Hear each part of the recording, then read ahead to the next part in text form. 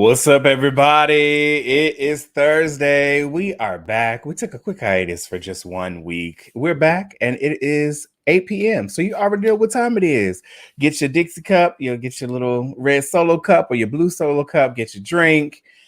And welcome to the Affairs of the Heart podcast live. As usual, the boys are in the house. SoDebNair is here.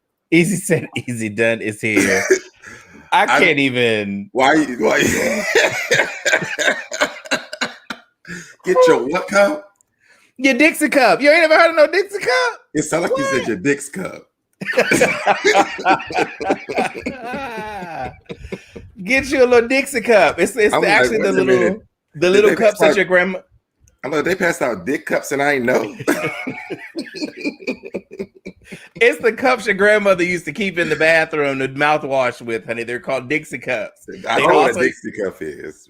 They also used to put your little frozen. The lady used to sell them at the corner, the corner house in the neighborhood. Easy, you all right? Did you catch your breath? I did. I had to get some things have changed with my little setup that I have right here, and I don't have what I used to have my situation together. And then I realized it, and it was too late. And I was just because typically I don't have any bottoms on when I do the show, so I had to put something there so this could be elevated like it once was. Otherwise, you would have full view of everything. So listen, and that's why the camera goes off when you had to kill the spider. Got you. Yes. That was an extreme emergency. Listen, I first of all, welcome back, guys. It is good to be back this week. Our breaks is because we have life happening. We got stuff going on. We got things to celebrate. We got things. We working. We back to work. The cities are opening. You taking your masks off. Your city ain't never closed. What are you talking about? Listen, we did what we had to do, and we still partied or whatever. And we still alive. And we still here. Hello. But as always, if you're just joining us on the Affairs of the Heart podcast, if you're joining us on Facebook specifically, go to our description and click the link so that we can give Facebook permission to share your likeness on StreamYard. So go to the description, click the link. Let us know that you're here. Otherwise, you will come up as Facebook user, and we'd love to see who you are because we'd like to show the comments from our folks. What's up, Tony? Hey. Tony is in here. Amen. Praise the Lord, as he said. So yeah, make sure you click the link. If you're joining us on YouTube, like, share, subscribe. Even if you're joining us on Facebook, go to YouTube and like, share, and subscribe to our page so that we know that you are here and you get the notification. Turn the notifications on so you know every Thursday night at 8 p.m. you can join the fellas for the Affairs of the Heart podcast. So first of all, how's everybody doing? How's life? Y'all all right? What's going on? Things are going great. We here. SoDebNair has done a drastic change in life. He done lost his weight, honey. He done shaped it up, honey. He got a haircut. He didn't want to show y'all tonight. He wanted to put a hat on. He got a haircut and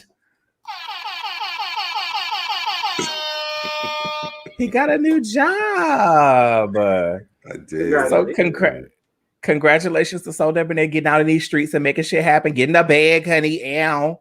This is like my second job in like 3 weeks. God, wait, I didn't know all of that. Yeah, I started a job like 2 weeks ago, and now I got another one today. So listen, so if you're looking for a bag, SoDebNair has it because he has all the jobs. Ain't nothing wrong having multiple flows of income. Listen. But you know what's crazy? I was telling my aunt this today. I was like, it's crazy because literally like everything that I've really been like speaking out loud within the last 4 weeks has literally just dropped into my lap. Like that first job that I got, I literally told my mom, I was like, I think I want to get a job just out of blue, just for the fun of it. And that same day, my friend called me and his job hired me that same day. And then Monday, another job called me and I interviewed today and got the job. So it's just been great, Listen, congratulations. It is hard out here in these streets for the kids because restaurants are posting signs that we are very short staffed. Please be kind to the people that actually did show up to work. Like, there are people that are looking for jobs and need jobs. And so congratulations. We are proud of you. If y'all in Atlanta, y'all need a job, hit me in my inbox. I can definitely help you get one. If you need a job, not if you want some. Okay, but just being clear. You know, it's going to start off with the job and it's going to end up there, though. So I always wanted to tell you, I always thought you should know. I just wanted an opportunity to be like, let me tell you. Like, and then y'all going to be a topic in 2 to 3 weeks. Listen, okay. You are if you slide in his DMs, you are subject to be talked about on this show. I just want you to make that very clear. Someone told me that once. That it was like, I didn't want to talk to you because I didn't want it to go wrong and I'd be a Facebook post. I'm like, oh damn. But I give that disclosure up front with people too. That you talk about them? Mm-hmm. They know. Oh, okay. All right. They know. They know. They should know. Easy, how are you? What's going on? How the babies? How them kids?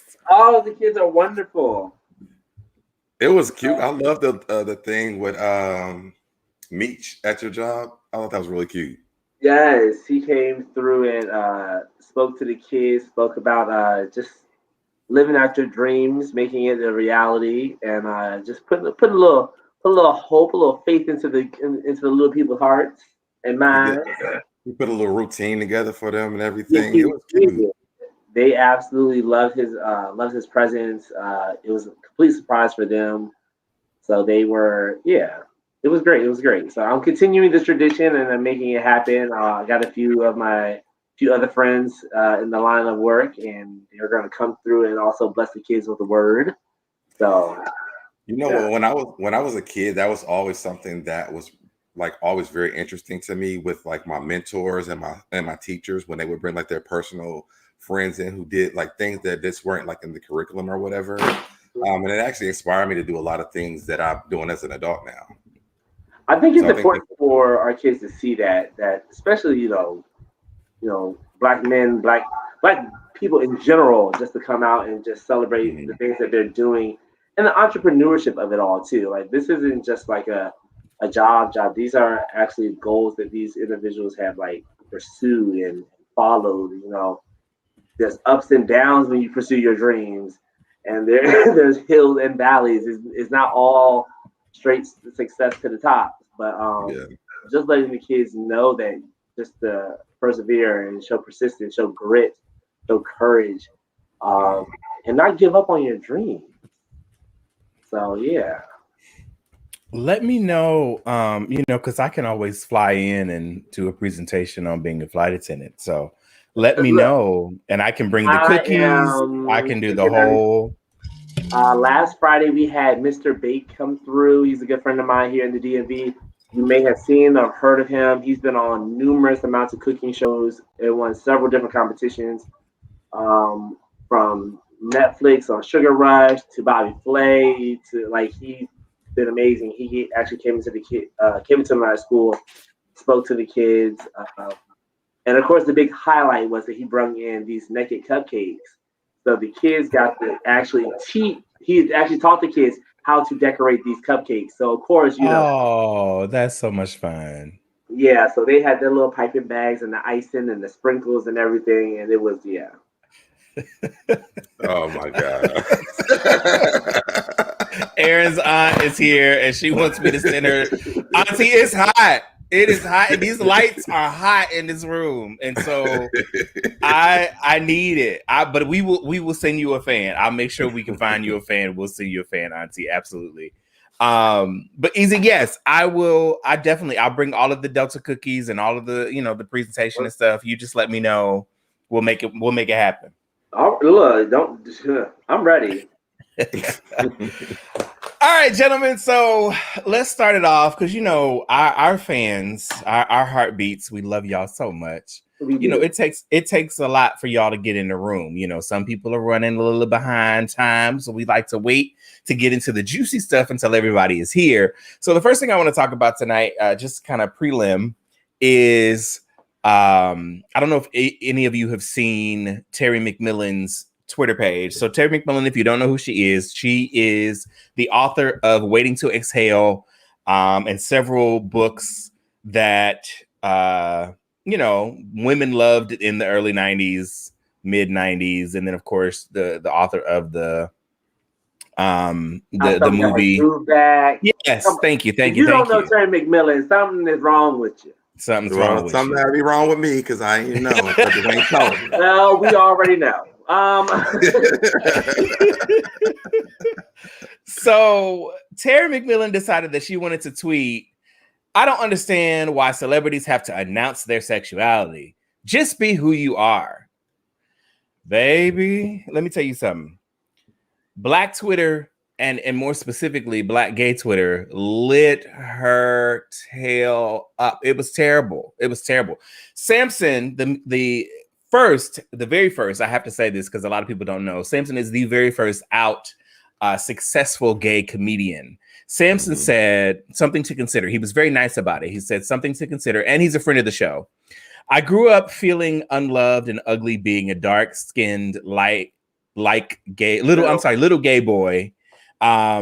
It was hell. Had I seen someone be vocal who I could have related to TV and film growing up, it would have affirmed me up out of a lot of what I struggled through. It matters." And so I can't see what, actually, let me take the banner off so then I can pay attention to what actually is being said. There we go. It matters. So that was, he really tried. Samson is a great guy. If you don't know who Samson McCormick is, please follow him on social media, as well as see his show when he comes to your city, because he is funny as hell. He just had a movie drop too. Say it again. He just had a movie drop as well. Yes, he is also a director and a writer and a producer of all his own content, as far as movies are concerned. But Samson really tried to reach, he tried to be the bridge, right, for Terry.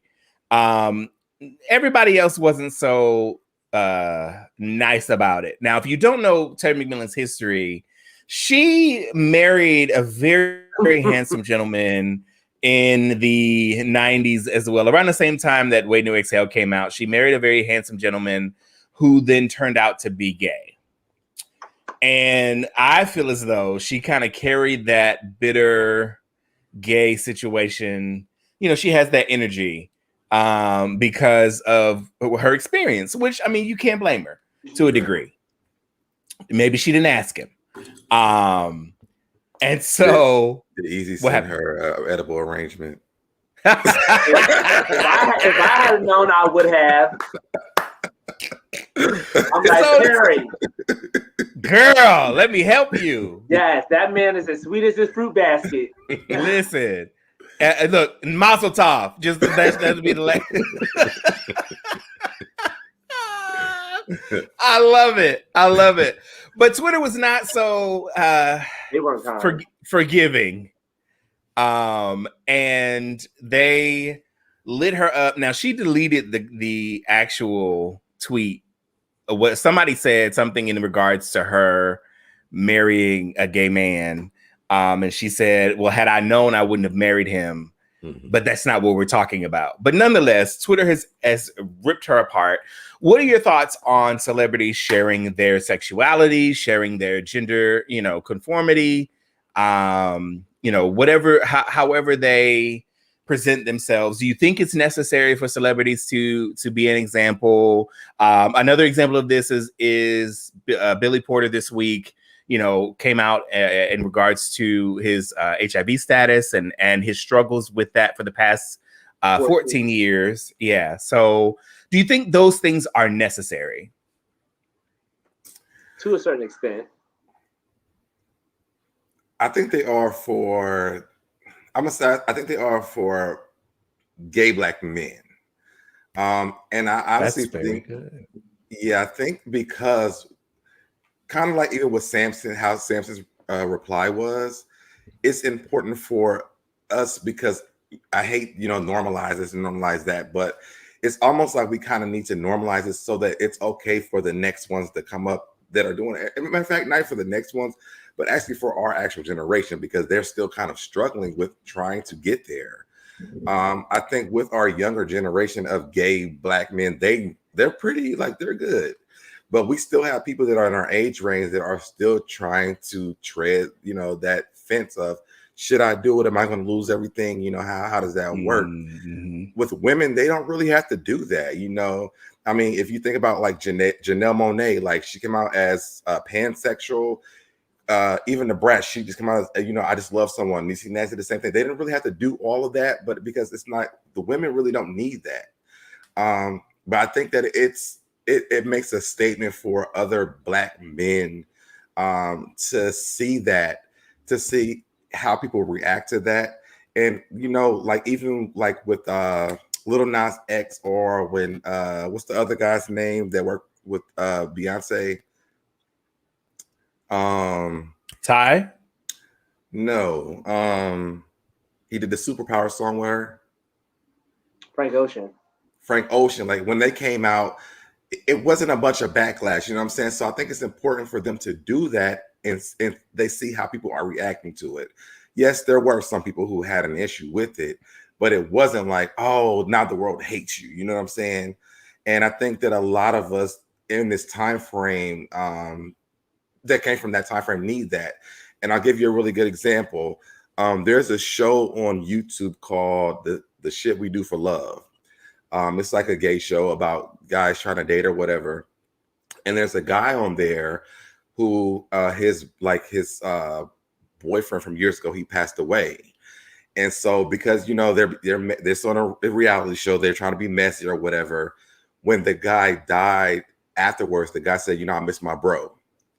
And so they feel like, the younger guys feel like he lied. Like, this wasn't, you never really dated him. He's like, at that time, we couldn't be like, I miss my man or my husband or my boo. He was like, my bro, because to protect himself. And so that, to me, that's why I feel like, it is important when it comes to especially gay Black men that are in the industry to come out and say something, because to help normalize it and to help people see that it's not always doom and gloom when you do. I have to say, I was not expecting that response from SoDebNair today. That was good. You need some horns on that one. All right. Easy, what you got? I think you're probably thinking that we would have had the opposite of answers, because I'm thinking like, it ain't none of your damn business. I just feel like, to a certain extent, like, if I don't want to talk about what I'm doing behind closed doors, that's my business, whether I'm famous or not. Like, please don't put that pressure on me to educate or be a role model or to look after like a herd of people, like a generation. Like, that's a lot to put on someone, especially for someone who may not honestly know for themselves. Just me being as me.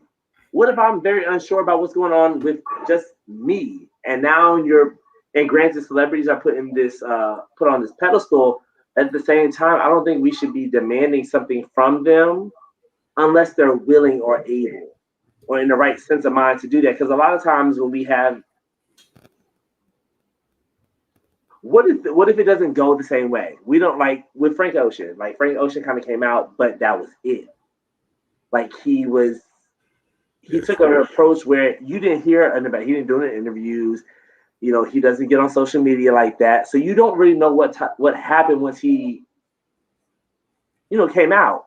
With Lil Nas X, of course, we know it came out, and he addressed every single person that had anything negative to say. So what if those negative comments that came back to Frank Ocean, he was in the privacy of his home?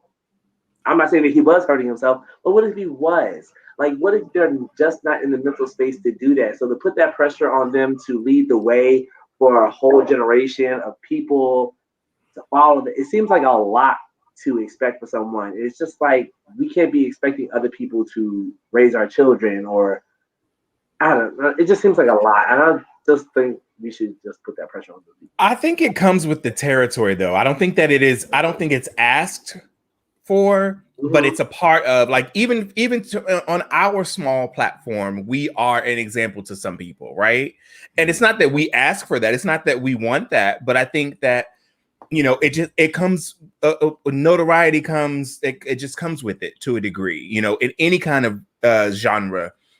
You know, we're not, I like, SoDebNair and I go back and forth all the time because he's like, but you famous. I'm like, I'm not famous. I'm not.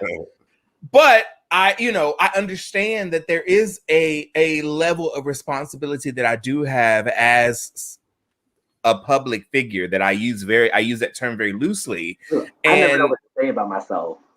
Right, you know, I don't know, you know, I mean, but but technically, you, like, both of y'all, you are public figures because one, I mean, Dwayne, you've done like movies and stuff. You know what I mean?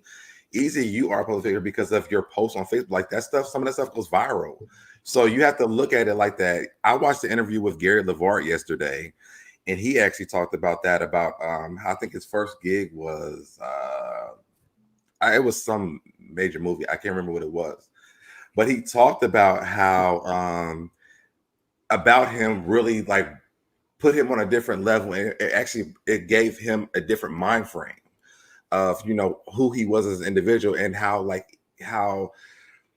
when because he was talking about how, like, you know, they went on tour about him and how they would go to different places and people knew who he was, and he didn't even know how to deal with that because, you know, he wasn't prepared for that. They didn't even know that the show was going to blow up like that. So to me, like, I don't think that everybody has to do it, but what I do feel like is that, you know, the people that are able to do it, because again, it is a different story for everybody else. I mean, for some other people, but the people that are able to do it, I think that they should definitely do it because, and again, I'm speaking for Black gay men because I really don't know the stories of, you know, any other letters of the LGBTQIA plus people, but I do know that when it comes to gay Black men, it is hard for us to look at that and look at it normal, especially in our age range. So yeah, I will say that it takes, if you're going to do it, you have to be physically, spiritually, and mentally prepared to do it. You can't do it from a place of still trying to figure it out or still trying to discover. I admire, because I watched a portion of Billy Porter's interview with Tamara Hall, and he said that this Pray Tell's character allowed him to, he was living out the things that he had suppressed in his own life, and he was having to live them out as this character. And then the character then in turn opened him up to be receptive to, number one, receive counseling, receive therapy, receive the things that Billy needed to continue to live his life. One of the things that I thought was very, very profound that he said is that as Black gay men, we're taught to compartmentalize our trauma. And so our traumas, you know, okay, we experience that. It's I don't want to have to deal with it. I'm going to compartmentalize it. I'm going to put it over here. I'm not going to talk about it. I'm not going to deal with it. I'm not going to, you know, and we do that to so many different things. And then, you know, once we sit down and realize that we need some help, and if we get to that point and we get to a therapist or a psychologist or what have you, and you sit down with them, and in particularly, he sat down with his therapist said, your mind, we have to get your mind to catch up to where you are physically now, because your mind is still stuck where that trauma happened. So now you've created this life and you've compartmentalized everything and you've built this person, this persona, this entity as in Billy, but your mind is still stuck where your trauma happened. Right. So we have to then move you forward, you know, in your mind. That's so profound. How many of us are still stuck, you know, where our traumas happened? Well, and we're just putting on a face or living a life, you know, that we want to live or that we built for ourselves because, you know, we don't want to deal with the trauma. Even going through counseling, like they tell you that it's like that trauma keeps you at that age, you know what I mean? Until you decide to deal with it. Like, you know, with molestation with me, she taught me that my brain, like my mind was stuck at a like a 6-year-old. You know what I mean? Mm-hmm. I did not know how to really operate with that until I started going to counseling, and she started kind of exercising that to get me out of that, which is why she had me write the letter to my younger self so that I can release that 6-year-old from that space. And so I was going to say this too, you know, think about it like that. Let's take gay out of it. You know, let's think about, you know, women who have been through domestic violence, or, you know, people who have been molested or raped or whatever. It's almost like the same thing. It's like, when you have a platform, yes, it's definitely not your responsibility. You don't have to do this. It's not something that should be forced upon you if this is something that you can't handle. But when you do, just think about the people that you're helping. And I'll give this example. When I started talking about me being molested and I started sharing that with people, I cannot tell you how great it feels, one, to actually say it, but then two, how many people actually expressed that back to me, and was happy that I was able to bring that out of them and say, hey, you know, this happens to me too. What are you doing? And I told them, hey, you know, going through counseling, the other thing that they're doing. So to me, I just, like I said, I just feel like it's almost like it's a thing to help free people. You know what I mean? And I think that when it comes to us, we need that. So again, I don't think that it's something that people should be held to do like this. You have to do it. But the people who can do it, absolutely, I think that is very important. All right, let's go to some of the comments, because people have really been getting into what we're talking about. First and foremost, I don't want to neglect the comment. Trev D, what's going on, sir? This is a Blairisms t-shirt. If you are familiar with Blair and Brandon Dot and Haley, this is the Noah's Ark Savage t-shirt. If you want to go find it, check them out. Yeah, check out Blair and Brandon Dot and Haley. Those are my brothers. Auntie is here. Auntie's been in the comments, and I know she was going to get on me if I didn't put up her comments. So Auntie, I'm getting to you. I got you. I promise. But wouldn't that have helped her had she known that her husband was gay? I don't. That's a great question. And Auntie, you being a woman, if someone that you've been romantically interested in to the point of marriage, if they then decide to tell you before, you get married, then would that be acceptable? But is she saying, like, I don't know. Let's wait till she responds, because I think I know what she's saying, but I'm not sure if that's what she's saying. Okay, the Minority Report is in the room. The aunties are here. Terry's just bitter still about her gay ex. Yes, we know. I tried to explain it the best way I could, but yes, she is. She's still there. Yes, she's still there. Now, Q, it brings up a different perspective. Well, he used her. Do you think that he used her because of her, notoriety, because of her fame, because now... Can you give a little education of how, because I don't really know the story. So like maybe some other people who are watching don't. Can you explain a little bit? So it was about 95. I'd say 94, 95, because I distinctly remember it was around the same time Waiting to Exhale came out in the movie theater, and she was on Oprah talking about Waiting to Exhale with all of the women from the movie, and she brought her, I think then her fiance, I don't know if they were married just yet. And coincidentally enough, I still follow him. I follow him on Instagram, and he's happily in a relationship with a very nice white man, and they have a great dog grooming business in some sunny place like California. But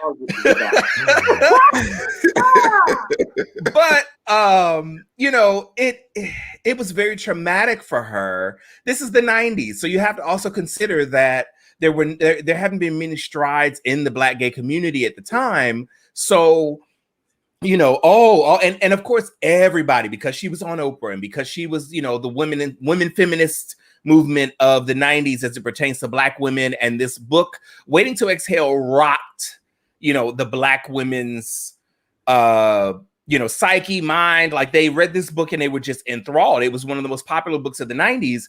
And so for it to happen to her, everybody was on her side. Oh, how did this happen? She should not have, or that shouldn't have happened to her. Oh, she's going to write about it. How dare him? Did he use her? Possibly. I'm going to say that he possibly used her once, because he didn't come out until after they were married. That's the other aspect. But used her to do what? I mean, in general, She was as a famous author. Famous author, like, making billions of dollars, Okay. And then her books were being turned into movies at the time. So it was, and that was almost unheard of for a Black woman. And her star was just going higher and higher. Like, it was, Terry McMillan was everywhere.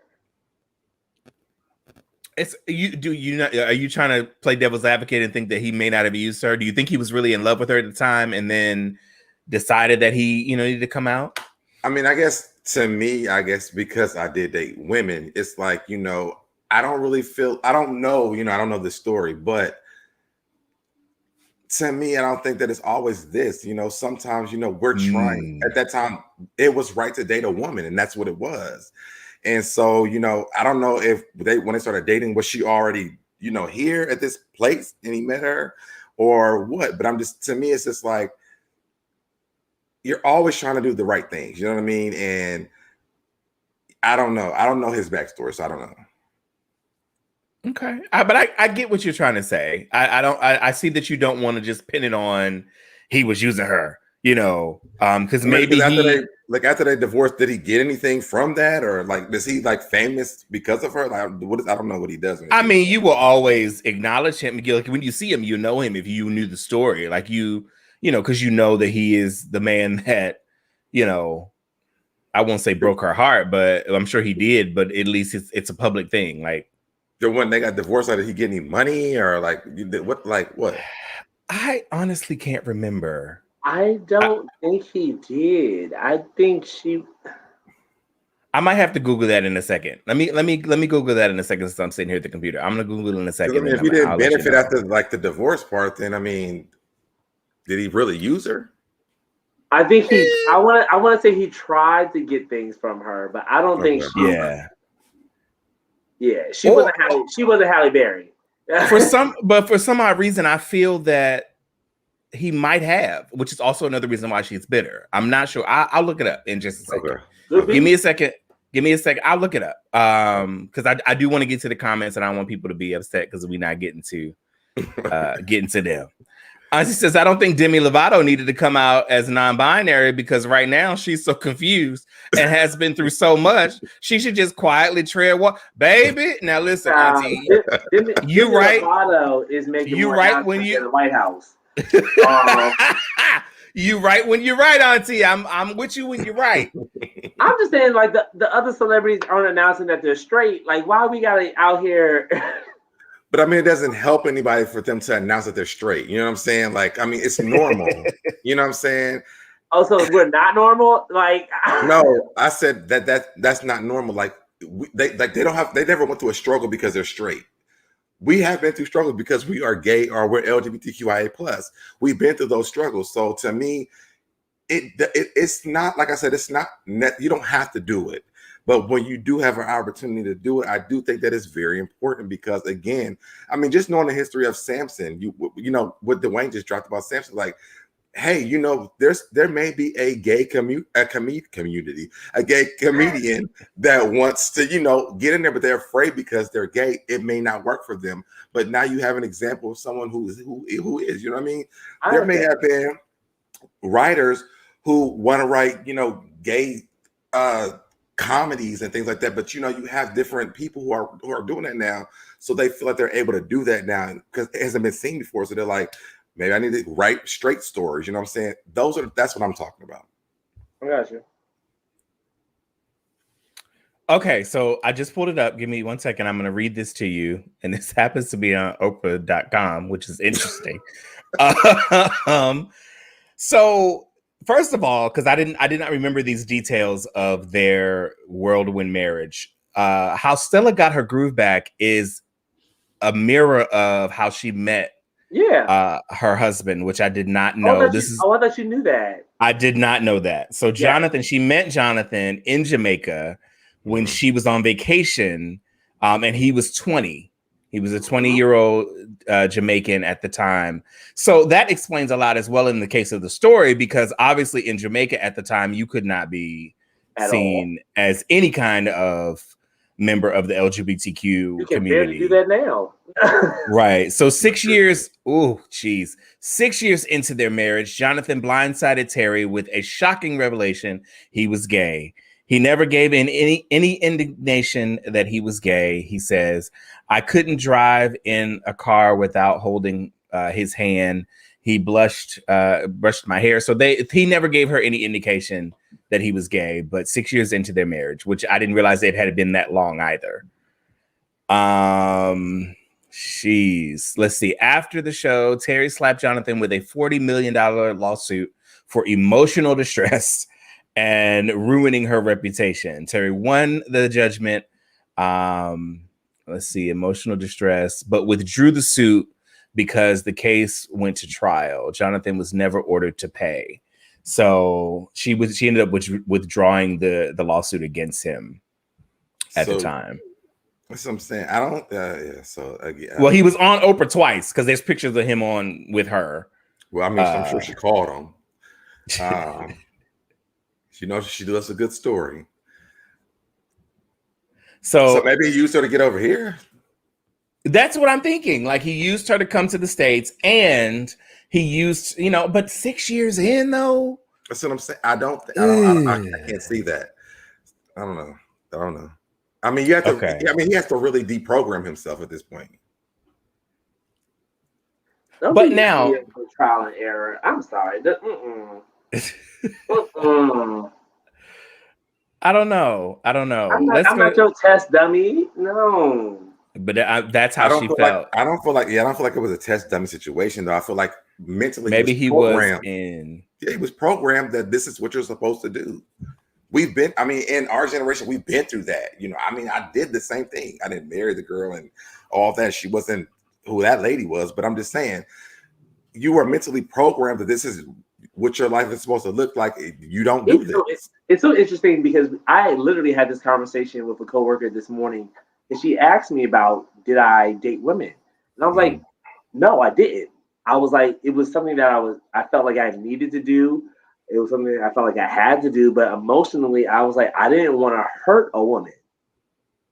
I felt like what I was dealing with would essentially hurt somebody. And that's something that I did not want to do.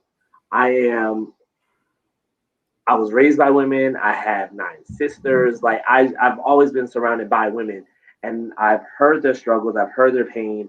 And honestly, not that any of them were done wrong by a man coming out later as being gay, but just having a man hurt them in some type of way, I didn't want to be another man inflicting that type of pain on someone else. So me personally, I didn't do anything emotionally with anybody until I figured it all out for myself.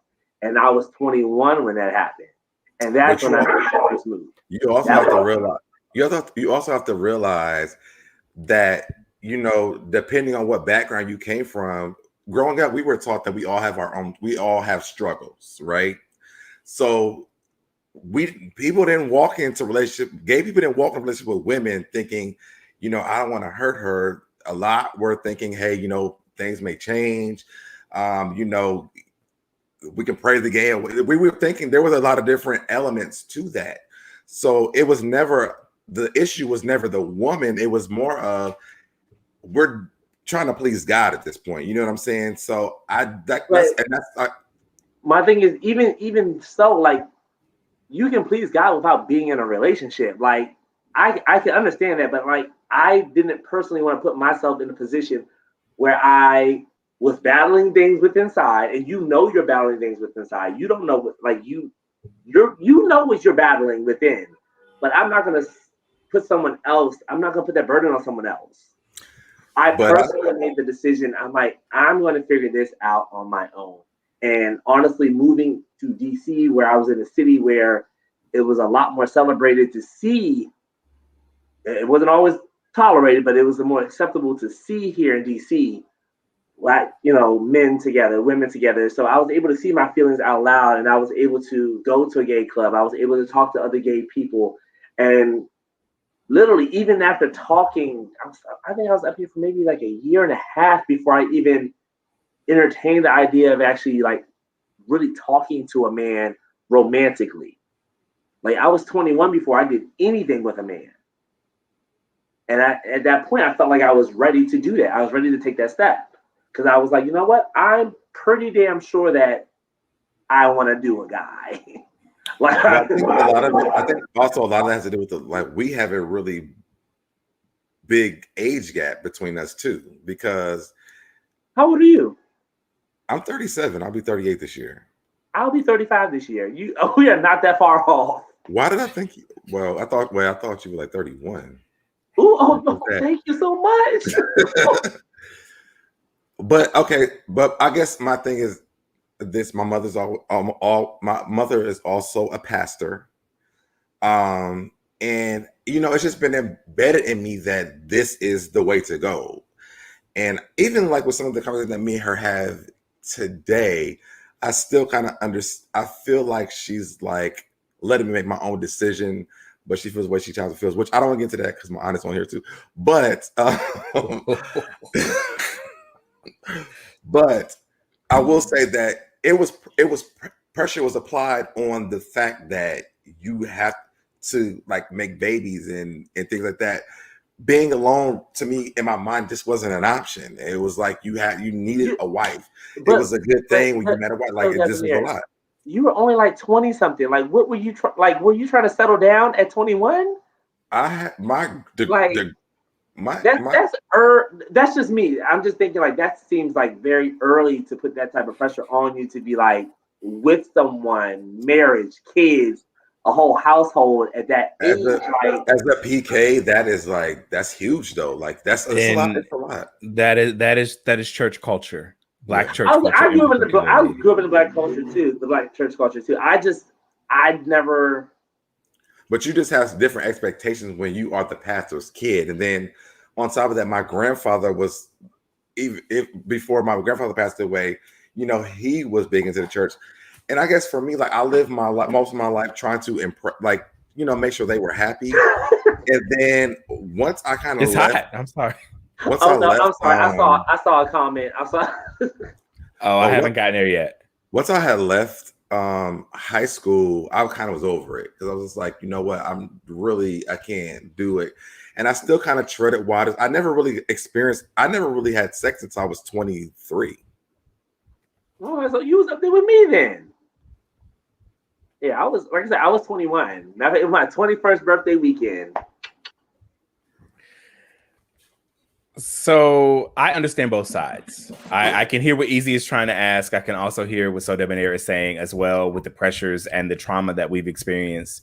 I understand both sides too. I'm just, I understand definitely what Easy is saying. I'm just trying to give a different perspective because I do feel like it's just not always the same. Yeah. Let's go to some more of the comments really quick so we can get everybody in because first of all, Auntie is going ham, and I live for everything that she says. That's a double layer of PTSD. Black people have trauma in our bodies, period. And then atop that is this new level of trauma. So yes, absolutely. When we were talking about trauma, just took a test to learn my trauma number. How do you deal with this in the space of culture, heritage, and then sexual identity? That's a lot. Absolutely. Absolutely. Very well said, Auntie. I would love to hear more about learning your trauma number. Your trauma number. I'm gonna have to Google that later on. Yes, absolutely. That's good. I'm gonna call you for that. Yeah. You have to learn some more feedback. Let us know. We'll talk about it on another episode. Definitely. LaBelle is here. What's going on, LaBelle? If you are in Long Island, catch LaBelle for Long Island Pride. She has all of the information, and I saw her posting about it the other day. It's a personal choice, not an obligation. Absolutely, Q. It is to disclose who you are. And Terrell is here. Terrell said, "What are y'all talking about?" We are talking about Terry McMillan's. If you're just joining us and you don't know what we're talking about, we're talking about Terry McMillan's tweet in regards to she felt like celebrities should not have to disclose their sexuality. And Black gay Twitter in particularly was lighting her up. And so we're just talking about our experiences as it pertains to sharing your sexuality as Black gay men. Auntie says, I was saying that Terry should have wanted her husband to reveal his sexuality. Then she would have known he was gay. I don't think he knew of her notoriety because he lived in Jamaica. Okay. So that's the answer to the question. That was the question that I had. Yeah. Judge Mathis said, prison guys will use gay guys for a place to stay. What is happening? For a place to stay. Now we're quoting Judge Mathis. So with the non-prison gays here in Atlanta. The trade will steal, the trade will kill, the trade will leave you with hospital bills. Listen. NYC to be for me is in the building, and he says, I believe she suspected he was one of the kids, but ignored her intuition because he was younger and handsome in her eyes. She was flattered that a young guy was checking for her. That's a very good point. Because she's older, she's an older woman. And I mean, if we're looking at how Stella got her groove back, she was trying to get her groove back. He was giving her the attention that no man was giving her in her age bracket. So I mean, that's definitely a possibility. Very true. Easy, you got several thumbs up for something you said. So we're going to give you your flowers while you are here. Thank you. I love the flowers. Where's Wendy Ben's flower at? You want your flower? There it is. Look, Auntie is now quoting you. You can't please God. You can please God without being in a relationship. Absolutely. Yes, you can. Trev says, SoDebNair, I can relate coming from a religious family, especially seeing religious relationships from heteronormative perspectives. Absolutely. The aunties are here, and they said, preach so hard to be a PK that many don't realize. There's so much pressure when it comes to being not even PK. Like, I'm a grand PK. My grandfather's a pastor in Baltimore. So, having that pressure as one of the oldest grandchildren, it's me and my cousin that tie every year. We're the oldest. So there's so much expected of us because we are, and we didn't live up to what everyone's expectations were by no means, but still. It's just very interesting that even down to the grandkids, that same kind of rhetoric and expectation and dogma is passed down to them. So I think that was a great start to the show. Any other comments on Terry McMillan and her tweet? We should move on because this is going on all night. All right. Okay. So we warmed up because we were gone for a minute. Now we back with a jump off. Also, how about this? If you guys are watching on YouTube or if you're on Facebook, comment in the comment section below and let us know how you guys feel about it. We would love to read your comments and all that. All right. SoDebNair has spoken, honey. Okay, so we're I thought something fishy was going on over there, but all right. All right, so we're gonna go into our relationship topics for the night. We'll pick a couple and we'll save some for next week since we spent 45 minutes on Terry McMillan. We did. Oh my God. Yeah, I'm sorry, but it was a good topic. It was good. It was really good. You owe us a book. Yes, honey. Oh wait, hold on. Speaking of her, what's the name is turning Waiting to Exhale into a television series. Yeah, go ahead. He's my favorite author, Elin Harris, and it's about damn time. It is so overdue for someone to turn his books into a movie or a TV show or a TV series. So I am super duper excited to see this play out. If you don't know what Easy is talking about, HBO has greenlit, I believe it was HBO, has greenlit 3 of Elin Harris's books to be a television series. And I believe Tracy, who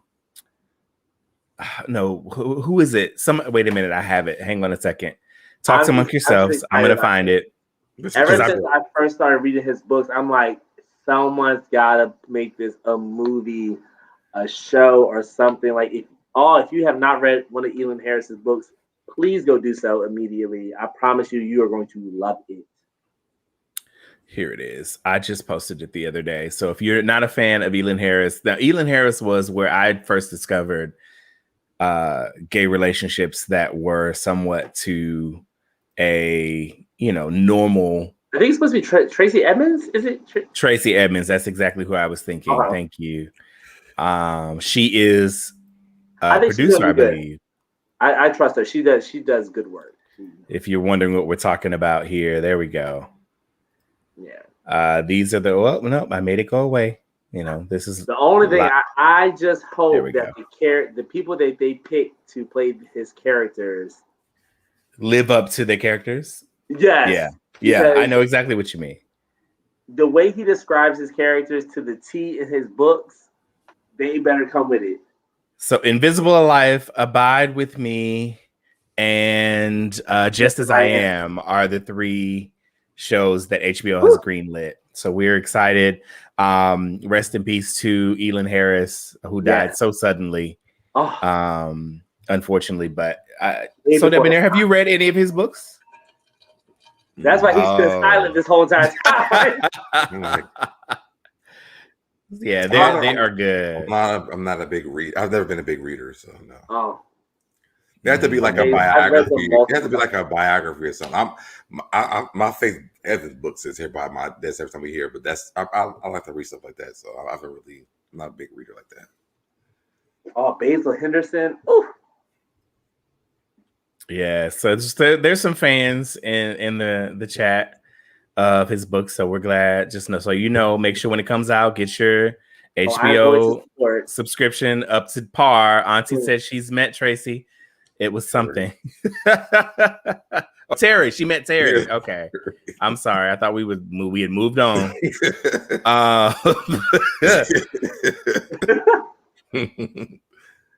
All right, they better do Elin Harris proud. Yes, I really think they did. I mean, Tracy was behind Soul Food, she's not an amateur. No, she's not, and we should get a good soundtrack if she, if she's still in good with her ex-husband, and she still is. So I actually, it's funny you mentioned Soul Food because I literally just watched the original Soul Food, the movie, the other night because I was just like, let me watch this. I haven't watched this in so long, and there were so many other things about the movie that were so poignant that I didn't pay attention to, like as a younger kid, because it came out in '97. There were so many things that I didn't pay attention to, like the fact that Bird decided to try to get her current husband a job by, seducing her ex-boyfriend. I think I missed all of that. Get the audio, but I may do that. That was for me. That was for me. That was for you. I got it. Taj has a question. Do you feel about guys not labeling themselves? How do you feel? I'm assuming. I feel like you should, so I can know how to deal with you. Don't say you go with the flow just to say or reverse or top. We're not to the sex topics yet, Taj. Yeah. We're not there yet. We're actually going to talk about that today. So, all right. We got you, Taj. We got you. We got you. We'll get to that in just a second. The original Soul Food movie soundtrack should be studied. Everybody has a cousin Faith. And I bring this up every Thanksgiving. Keep your eyes on your cousin Faith. Yes, exactly. Sure I want to really bypass that. Bypass what? Are you the cousin Faith? That my aunt just said that. What? Hey, fuck my husband. You know what? It's so funny that we talk about this because Blair just did an interview with Vanessa Williams. Yes, he did. And she talked about how she ad-libbed that whole line. That wasn't in the script. She did that off the top of the dome. They let her go, yeah. But you know what, acting, when it comes to like stuff like that, when you have personal like experiences, it's probably the best to let them do that because it really brings out the emotion of that character. Mm-hmm. Huh? And it was in the moment. One thing I can say, things happen in the moment that are not scripted. And sometimes, depending upon how much of a stickler or an asshole the producers are, they'll let you get away with it if it works for what's in the moment. They do give you some creative license to a degree, but there are some that really want you to read literally verbatim what is on the page. They don't want you to deviate from that at all. And look at it now; it's like an icon. It's an iconic moment in movie history. Yes, and the way if we can go back and watch it later, go back and watch it and watch how Vivica leaves the kitchen first, but ends up on the other side of the whole situation. She had to go that way. She was like, "Bitch, I'm She got a knife." All right, let's get into our relationship topics because we'll be here all night because we've missed each other so much. Our first relationship topic for the night is your ex sends you $4,000 on your birthday and your current lover tells you to send it back. Would you? No. Why does my current lover know he sent me that? I promise you, that $4K is being deposited into the other account. The other. Yes, the other. The other. If you got multiple forms of income, you should have multiple bank accounts. You should have. Hello. I'm just saying. Yeah, like I'm sorry. This is a very quick one. This is easy. That is a that on that. He would never know. He would never know. He would never know. Not at all. Be like, well, where are we going? Are we going away for my birthday all of a sudden? Yeah, like all of a sudden. Yeah. Why would you even be asking me that? Like, you enjoy the trip. I'm okay. I have nothing else to add to this. Listen, as I say to any direction, just tell me where to enter and where to exit. Leave the rest to me.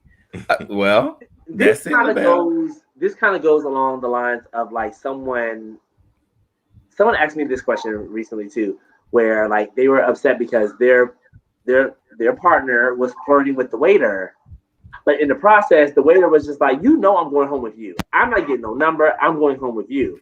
But at the same time, I'm getting this discount off this meal from the waiter. So what's the issue? Like if I'm doing this for us, is it a problem? Is it really a problem? So they made him put that finger on the side of his head. Like, all right. I'm just like, is it a problem if I flirt with the waiter? I don't think it's the problem of flirting with the waiter. But I mean, if we get our bill sliced in half, I'm just, hey. I just need to make sure that number was never exchanged, or he don't double back, because then I don't know about that situation. I don't mind them flirting with if we can get some free food or whatever. See? This kind of food. But I just need to make sure that everyone wants a free wings. I'm just trying to make sure when you go back, when you go to work tomorrow, you don't go there for lunch and double and then do with it. Oh no, I'm me, that's not my MO right there. I can't speak for everybody. So you're gonna disrespect your relationship for a discounted appetizer? Are you paying, Tony, or am I paying? If I'm paying, Tony, you better be quiet. If you paying, Tony, I'll shut up. But you also have to think about. But you have to think about Easy is a trustable person for that. You know what I'm saying? Yeah. Everybody that you dating ain't easy. You know what I mean? You can't always do that with everybody that you dating. Because I don't know what happened when I went to the bathroom. Trust me. I don't know what happened when you went to there for lunch the next day. So right. I could have went to the bathroom and the waiter could have came back to the table talking about, okay, here's my number for real. Just slide in there. You went to the bathroom. Right. I came with you. Now see, now we're going to jail. I don't want to do all that work now. I don't want to feel like I got to monitor everything you're doing. Hold up, wait a minute. So now going to the bathroom together is a problem. I ain't say that. Now the two biggest freaks in this group right here got a problem with doing something in the bed. Ain't this about a bitch? First of all, I didn't even really catch I heard what you said, but I didn't catch what you said. Oh. Okay.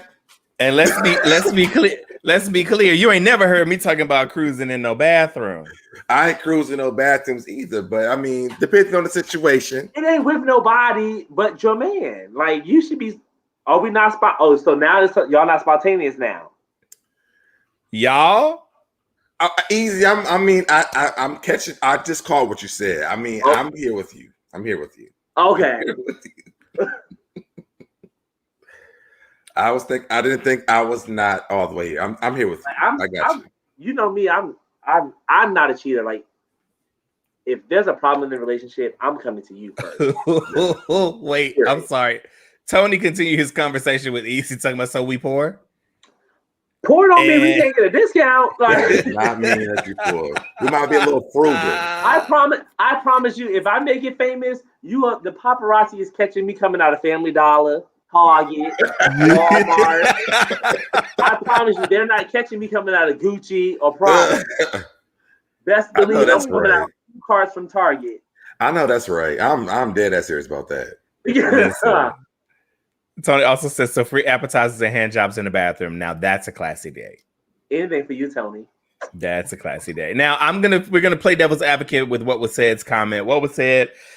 What's going on, friend? Says yes, I would send it back if my current boyfriend felt disrespected by it. I'm going to absolutely honor his feelings and wishes. Ooh, I may say I'll send it back. I may send it back to my other account. I was about to say, I didn't say where I was sending it back to, but it's going to get sent back.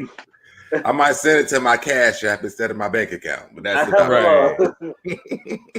This is not the time to be turning out $4K. I'm just who I just did a new website. It was $4,000.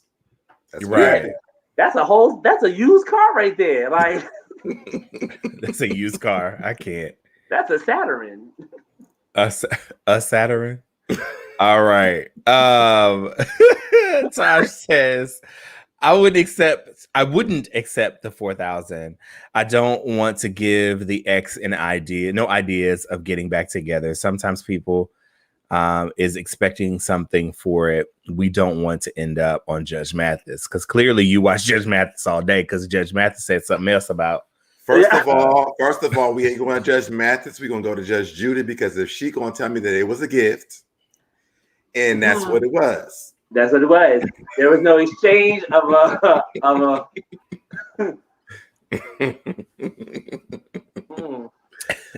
I need nothing for it. It was a gift, and that's what it was. I'm gonna send a thank you, and that's it.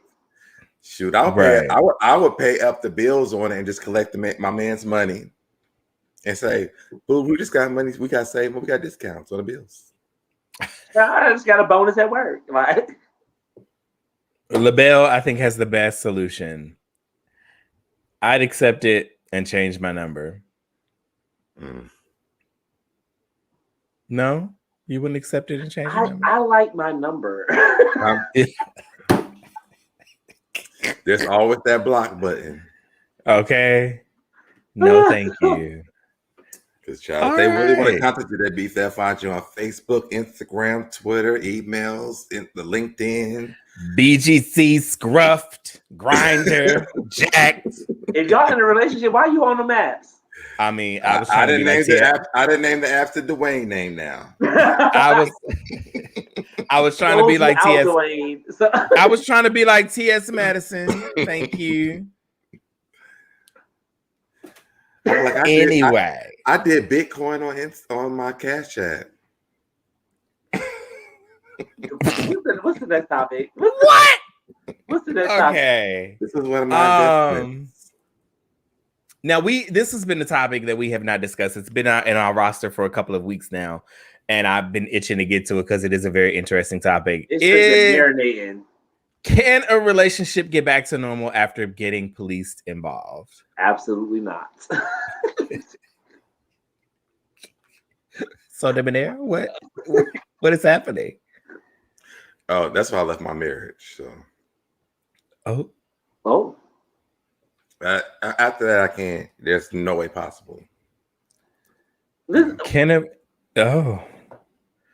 If it gets to this point, that's a problem. I mean, I don't even trust you after this. Because one, I already don't even really trust police like that. And now you calling them on me? Oh my I'm dead. goodness. Like, what are we supposed to do after that?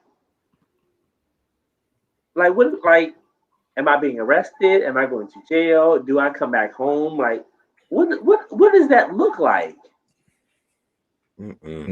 That's a great question, actually. Like, what does that look like? You called the police, or I called the police. Whichever way, it's just like once the authorities are involved, it's a different type of situation. Yeah. I mean, to me, I guess I'm not even a violent person or a person where you need to call the police on. So if they are involved, what else? What else do we need to do here? Like, I mean, I don't see nothing else to do but to leave.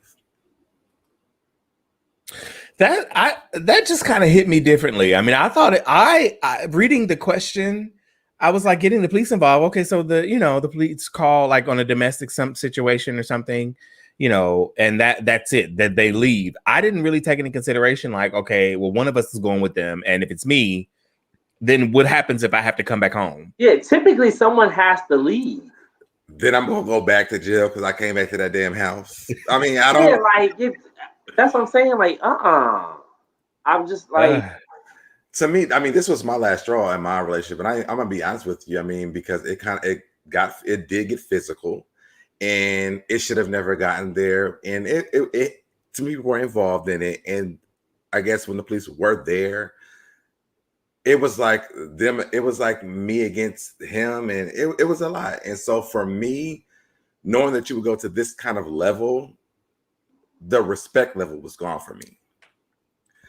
Because one, I mean, people who know me know you're not calling police on me. I'm so laid back. I'm so chill with a lot of shit. I don't even care if on my drunkest day, I'm still not a person you need to call the police on. My respect level has been like it's a wrap for me. It took a long time for me to even be on the level that we're at now. But I mean, we couldn't even have conversations because to me, this I don't know. I as a black man, it's like no, because if we're going to do it one time, that means it can happen again. This is like domestic violence to me. Yeah, that definitely hits different.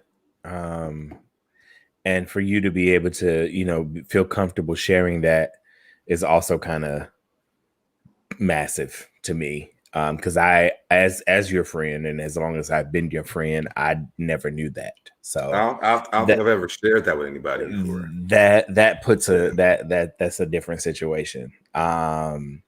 I don't think I've ever shared that. No. Wow. Forgive me. I have I'm at a loss for words because that's not where I thought this conversation was gonna go. So I'm a little. I don't even. I don't even remember. I remember, I'm like, again, when I get this, like when I pull up questions and things, I just kind of get them and I pull them back, and I didn't really even think about this one until like it was just brought up. But I'll tell you this: even when the cop came, the cop was like, "Why are you still here?" To you? To me, yeah. Mm-hmm. And we'll talk about the situation at the matter of fact, I may actually even do like a story time on this channel about this.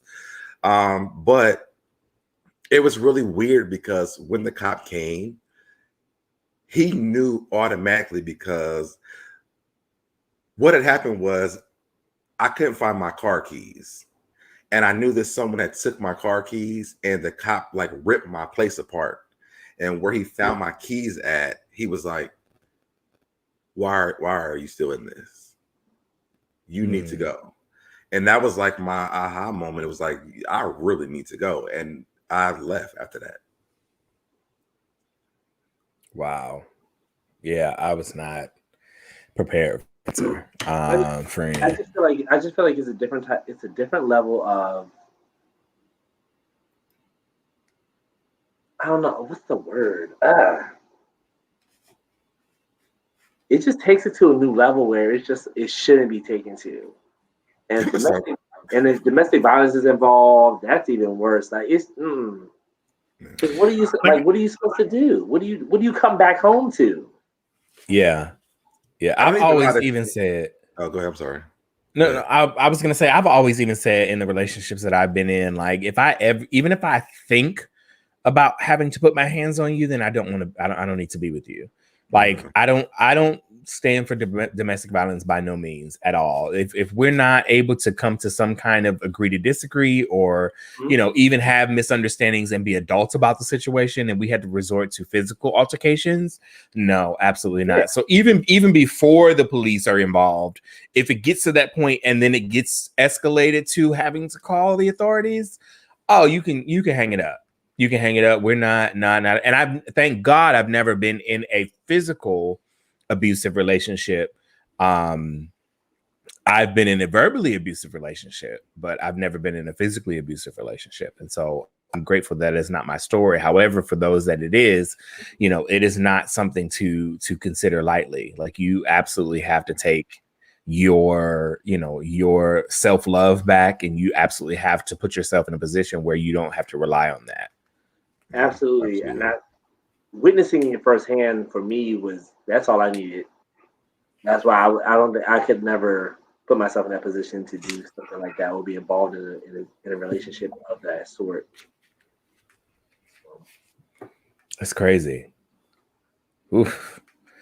It just kind of gives me chills. Like I don't even. Oh, that's just too much. Now, from a different perspective, from our lesbian sisters, brothers and sisters, I'm sorry, it is something that is prevalent in their community. And I am shameless plug, not shameless, but shameless.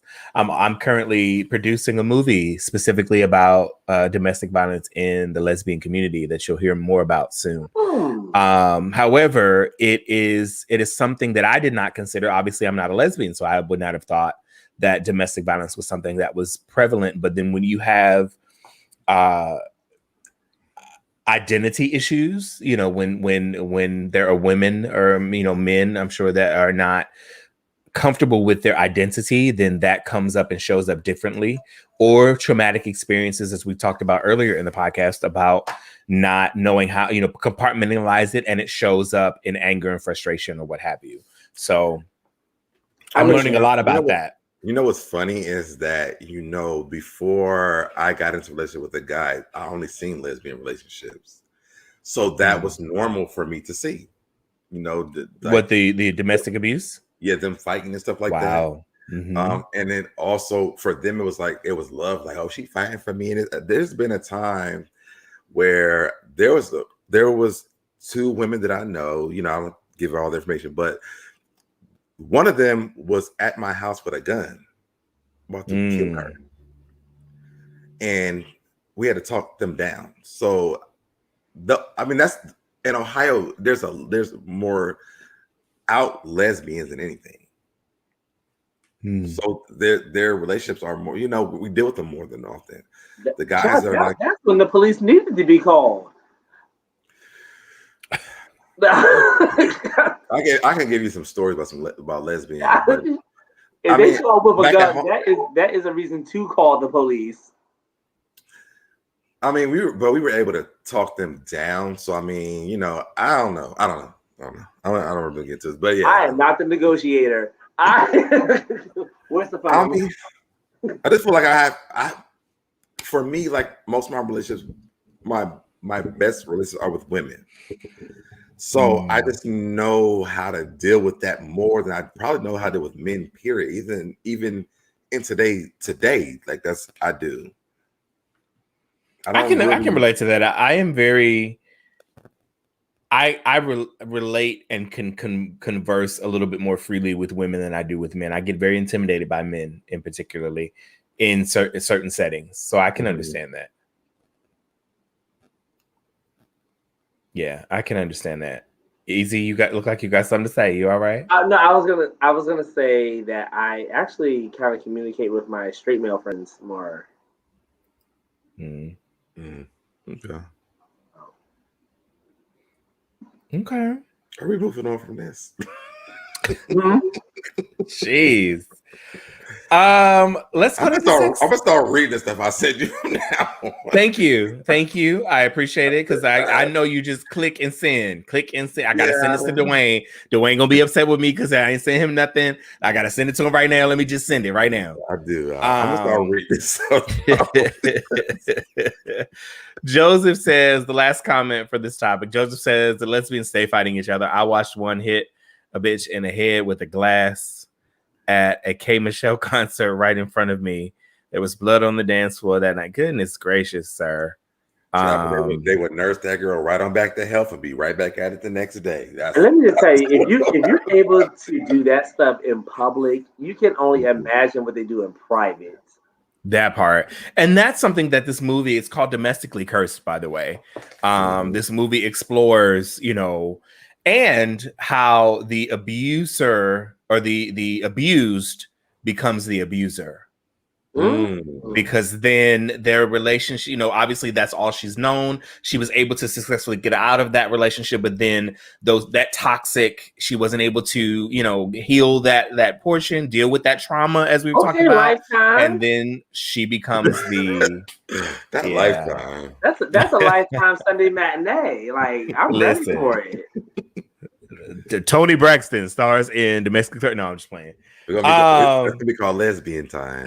That's on Tracy Braxton. Okay. Oh, that's Tracy. We love the Braxtons. I love the Braxtons. So. I love the Braxtons. I love them. Tracy, she hit the road. Yes, I love Tracy because she don't care. She's so Baltimore. She's so hood. She really does care. She just holds that shit in until it blows up. Right. On Tamar. Mm-hmm. All right, let's go to our letter for the day. Let's get it. We have kept you guys, and then we'll do the sex topic that the title of the show is. So, because I know people are waiting for us to get to that too. I've seen a couple comments regarding the title of the episode. Yes, boss. Like, what the hell? Boss movies. Yes, absolutely. So. Our heartbeat. Now, if you have a letter, if you have something that you want us to discuss on the show, make sure you go to aothpodcast.com. I'm so glad we changed that browser. Thank you so much.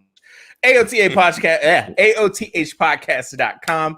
And in the section, write us a little love letter, a little dear heartbeat letter, and let us know what you want us to discuss. So tonight's heartbeat letter says this. I went on 2 dates with a really nice gentleman. Very cool. Except during date number 1, I noticed his arms were smelly. It was bad. I decided to give him a pass and said to myself, maybe he was in a rush and just forgot to put on deodorant before the date. This is not a big deal to me. I agreed to go on a second date with him. The second date was no better. Y'all. This time we were outdoors and his arms were smelling so bad. All I smelled during the date was fresh fried onions. That description is terrible. I kept saying to myself, now I know damn well he has to smell that. I cut to the second date short. Now he wants a third date and I'm dreading it. How would you tell someone your armpits are funky as fuck in a way that isn't offensive? Please help. That's for y'all to answer because I don't know. Wait.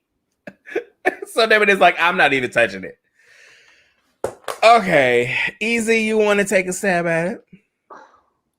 I told you about my ex-girlfriend with the bad breath already, so y'all know I don't know how to deal with this. All right, so this is on me. Okay, gotcha. All right, okay, here we go.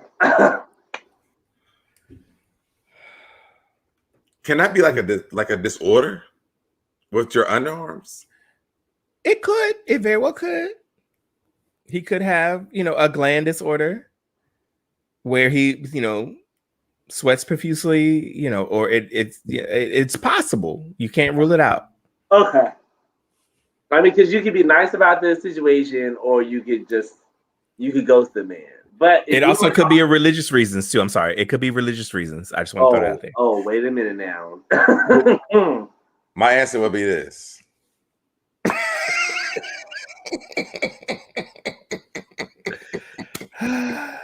All right.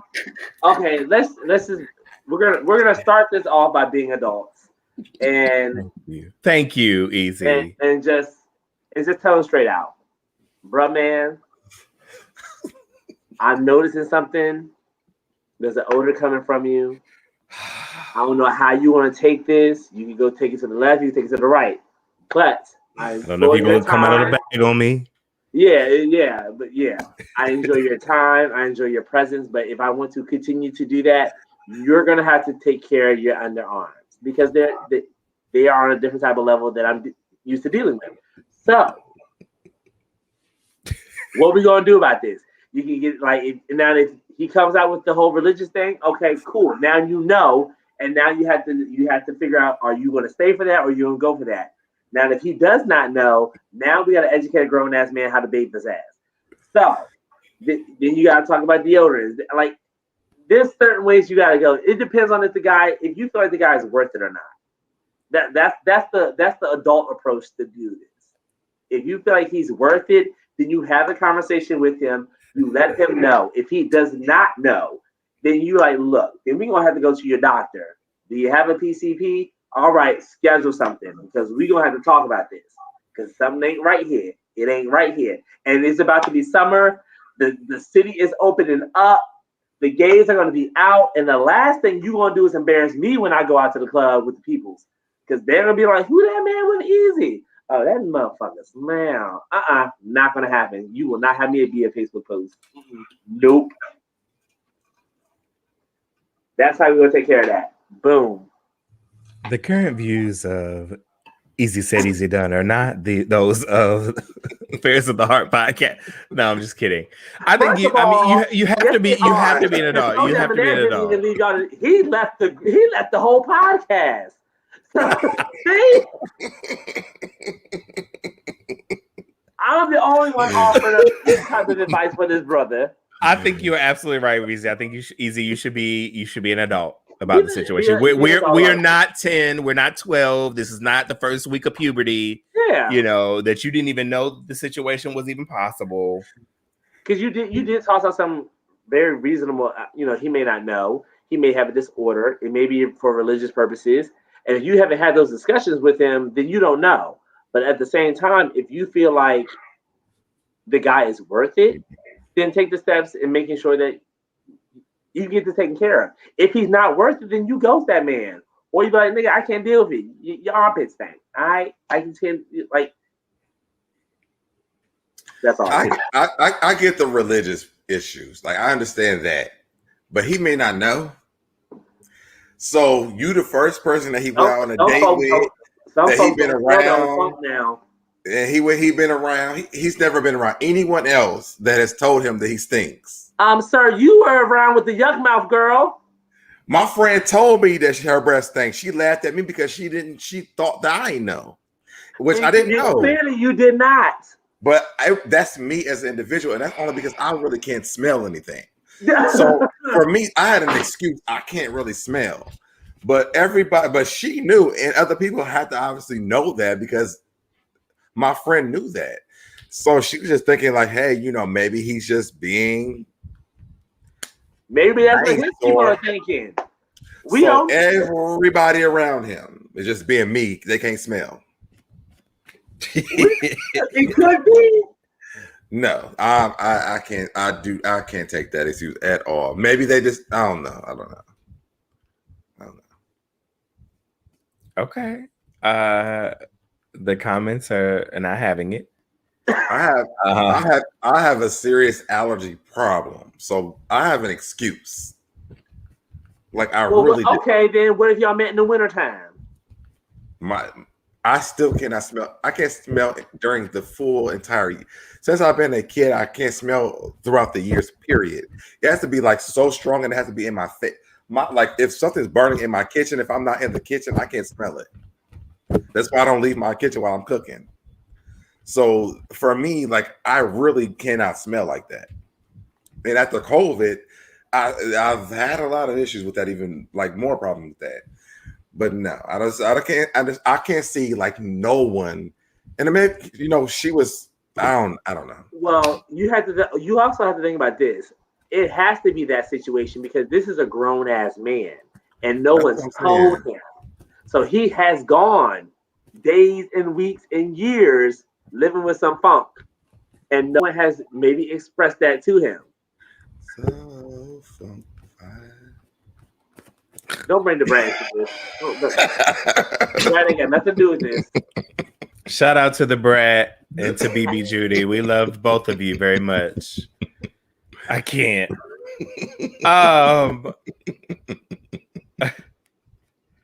Don't go on another date with that man, then that's fine. I'm scrolling through the comments here because what if you one of the men that use those crystals for deodorant? So you ask point blank, are you natural or what? No offense, but I just want to understand your man scent. That just be honest, just be upfront. There is someone on Facebook. So that's considered like a man scent? No, now hold on now. That's a scent. But there's levels to it because I know where SoDebNair is about to go. I'm just trying to figure out. No, because you are where I'm at. I know where you're about to go. I know where you're about to go. We see each other. And there's levels to your man sense. Okay, so the musk and the musk. What Q1973 is saying is actually what I was going to ask, because to me, I feel like if your arms smell like this, I ain't gonna want but your ball smells like that.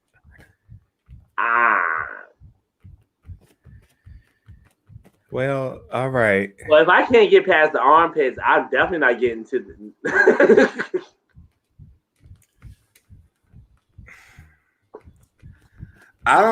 To me, honestly, I would probably. This is the only time that I would ever in my life ghost somebody. Only because I just don't want to be offensive. I really don't, and I don't know a good way to say it. I really think that you should just. I think I might use the easy thing and send an edible arrangement and be like, don't be jumping on my bandwagon. Don't do that. Don't do that. I really wouldn't want to be offensive, especially with someone that I liked. My edible arrangements are for cheaters, infidelity, down low.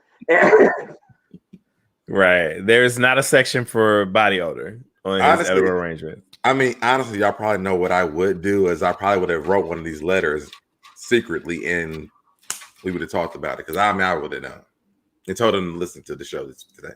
I think K Philly. I said that earlier. What K Philly said. Some people don't know that they smell. But what are they? So they just by themselves their entire life, and no one's ever said you stink or something smells, or there's clearly yuck mouth woman didn't notice either. But we were in like high school. Like this isn't the time period doesn't change. We're in our 30s. We had toothbrushes and toothpaste back then. Did this not just start coming around? But some people's parents didn't teach them hygiene. As an adult at this age right now, if you don't know how to properly brush your teeth in high school, I don't think that you walk into a job. I think people are in school maybe a little bit different than you want to work, because there's emails that they send out. If you're in school, like they're going to send to your parent. If you are working a job anywhere, they're going to send you an email because people are complaining about how you smell. Can I tell a story real quick? Here we go. Lower expectations. I remember being a manager I was an assistant manager at a job, and my manager and I would come, like, we had people coming to us about one of our employees who had bad hygiene, and and she was a female. She happened to be a dom, very, very manly looking woman. And she definitely had a very strong odor to her. We didn't know where the odor was coming from. We didn't know it was up top or down below. But we decided to have, you have meetings. You have your monthly meetings and whatnot for your staff. So we're all there before the store opens. And at the very last piece that we're going to instill on the people was just like making sure that everyone's coming to work, properly clean body, hygiene, making sure you're touching up on things. And it was a hard thing to lean into.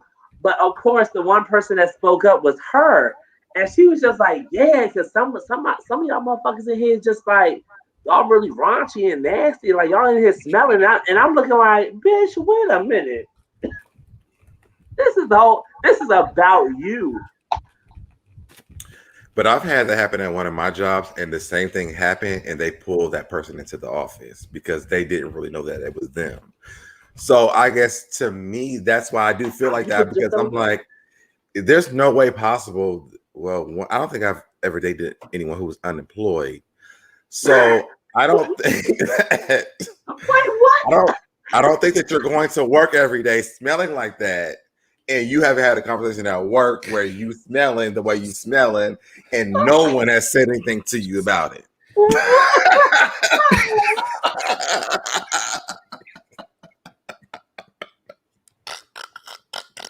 Oh. I feel like Wendy Williams right now, and I hate that. Oh.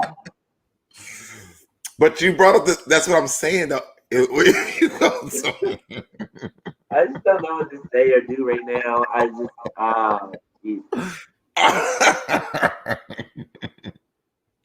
Okay. So I'm gonna double back around. If this man is worth it, my young heartbeat writer, anonymous. If you feel like he is worth a third date, minus the smell, then you need to have a conversation with him about the smell. Maybe he's using the wrong type of deodorant. Maybe you go to his PCP and let them know maybe the deodorant is not strong enough. If you feel like he's worth it, talk to him. If not, let him go. Period. And we're done. Let's go with what Easy said. I like that. Okay. I like that. Thank you. Bring on the sex topics. Because I cannot. Oh, Jesus. All right. That is, if you have a letter, you have something that you want us to discuss on Affairs of the Heart, please. This is the first where I have to wrap up the segment. Thank you. Because, Aaron, don't you ever. Dwayne clocked out. Don't you ever do that to me ever again, Aaron. I swear to God. I'm like, what? But they had a. Never mind. Go ahead. Wrap it up. What Easy said is the best advice. If you have a topic that you want us to discuss on the Affairs of the Heart podcast, please go to aothpodcast.com. And in the comment section, go ahead and write us, and we will discuss your topic here. You can be anonymous, or you could share your name. That's where we get our heartbeat letters from. Okay. All right. We're going to move on. That's the first time we ever agreed that fast, too. That's, because we knew what was about to happen. I'm just going to go ahead and tell you now. It's growth. It's growth. Okay. 2-part question for tonight, and this is where our episode title comes in. Should uncircumcised be a conversation before having sex? It's a 2-part question. Have you ever had a circumcised dick with bad hygiene? Oh, hell. First question, should uncircumcised be a conversation before having sex? Gentlemen, what do you think? I don't think so. You don't think so? I don't think so. I don't think it should be a conversation. For me, it's not an issue. Oh, okay. That makes sense. This is the first part of the question. I'm addressing the first part of the question, people. Right. I would love for it to be a conversation up front. I think throughout the years, I've kind of changed my mind on how I felt about them, but I would have loved that to be a conversation, though. What are y'all conversating about though? Like what? Like Is your dick cut or uncut? I would have loved to know that. Because I think I don't want to use the word tolerable. not tolerable. Well, because honestly, I don't really care for that. But and I think it's because of experience that I've had with them before. I would not really like that would not be my main option. Like I would not really want to have that. I want that. But I have had few and far in between ones that were fine. Wait, what? Like there's just been a lot of like ones I'm like, do I really want to do this? I mean, I've came across one that stank. I've came across one that was like the skin was longer than the dick. So it's like I just would like to know. I would love to see it if we're doing this to make sure it's something I could really go with. I think the second part of this question is what's most important, right? Yes. Like we can talk about, we can talk about it. Is it a question I'm going to ask right off the bat? Not necessarily. I'm not going to be like, is it cut or uncut? To give reference, my very first boyfriend, first person I have ever had sexual experience with, was uncircumcised, and I did not know what to do with it. It was just kind of like, okay. And to go to the second part of the the conversation, again, being mature, being me who as in who I am, we talked about it. I was like, okay, so listen, there's an odor there. I'm assuming that it's a man odor. I'm assuming, it happens for the sake of the way that it's shaped or what's going on. Let's clean it out. Let's. Oh, you said that? Yeah, let's work to get in there and do what we got to do to get it, because if I'm going to put my mouth on it, then I need to make sure it's clean. And it was respected. He was like, okay, cool, no problem. I think it partially goes back to our other conversation. Sometimes honesty makes, even though it seems like it's a hard conversation to have, honesty is the best way to go about having those upfront conversations. And he was okay about it. He understood that there was some, he had some hygiene issues and needed to get them taken care of. And once we did that, it was on and popping. There was no love lost. So he didn't know that he had that though.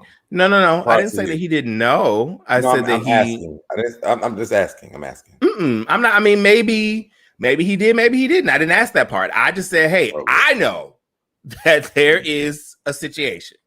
So let's deal with it. And here's the other aspect with that I think circumcised people don't necessarily realize about uncircumcised people is that uncircumcised penises, you do have to take a little bit of extra care with them because the way that skin folds over, there's sweat, there's several kinds of things that happen in it. What's happening?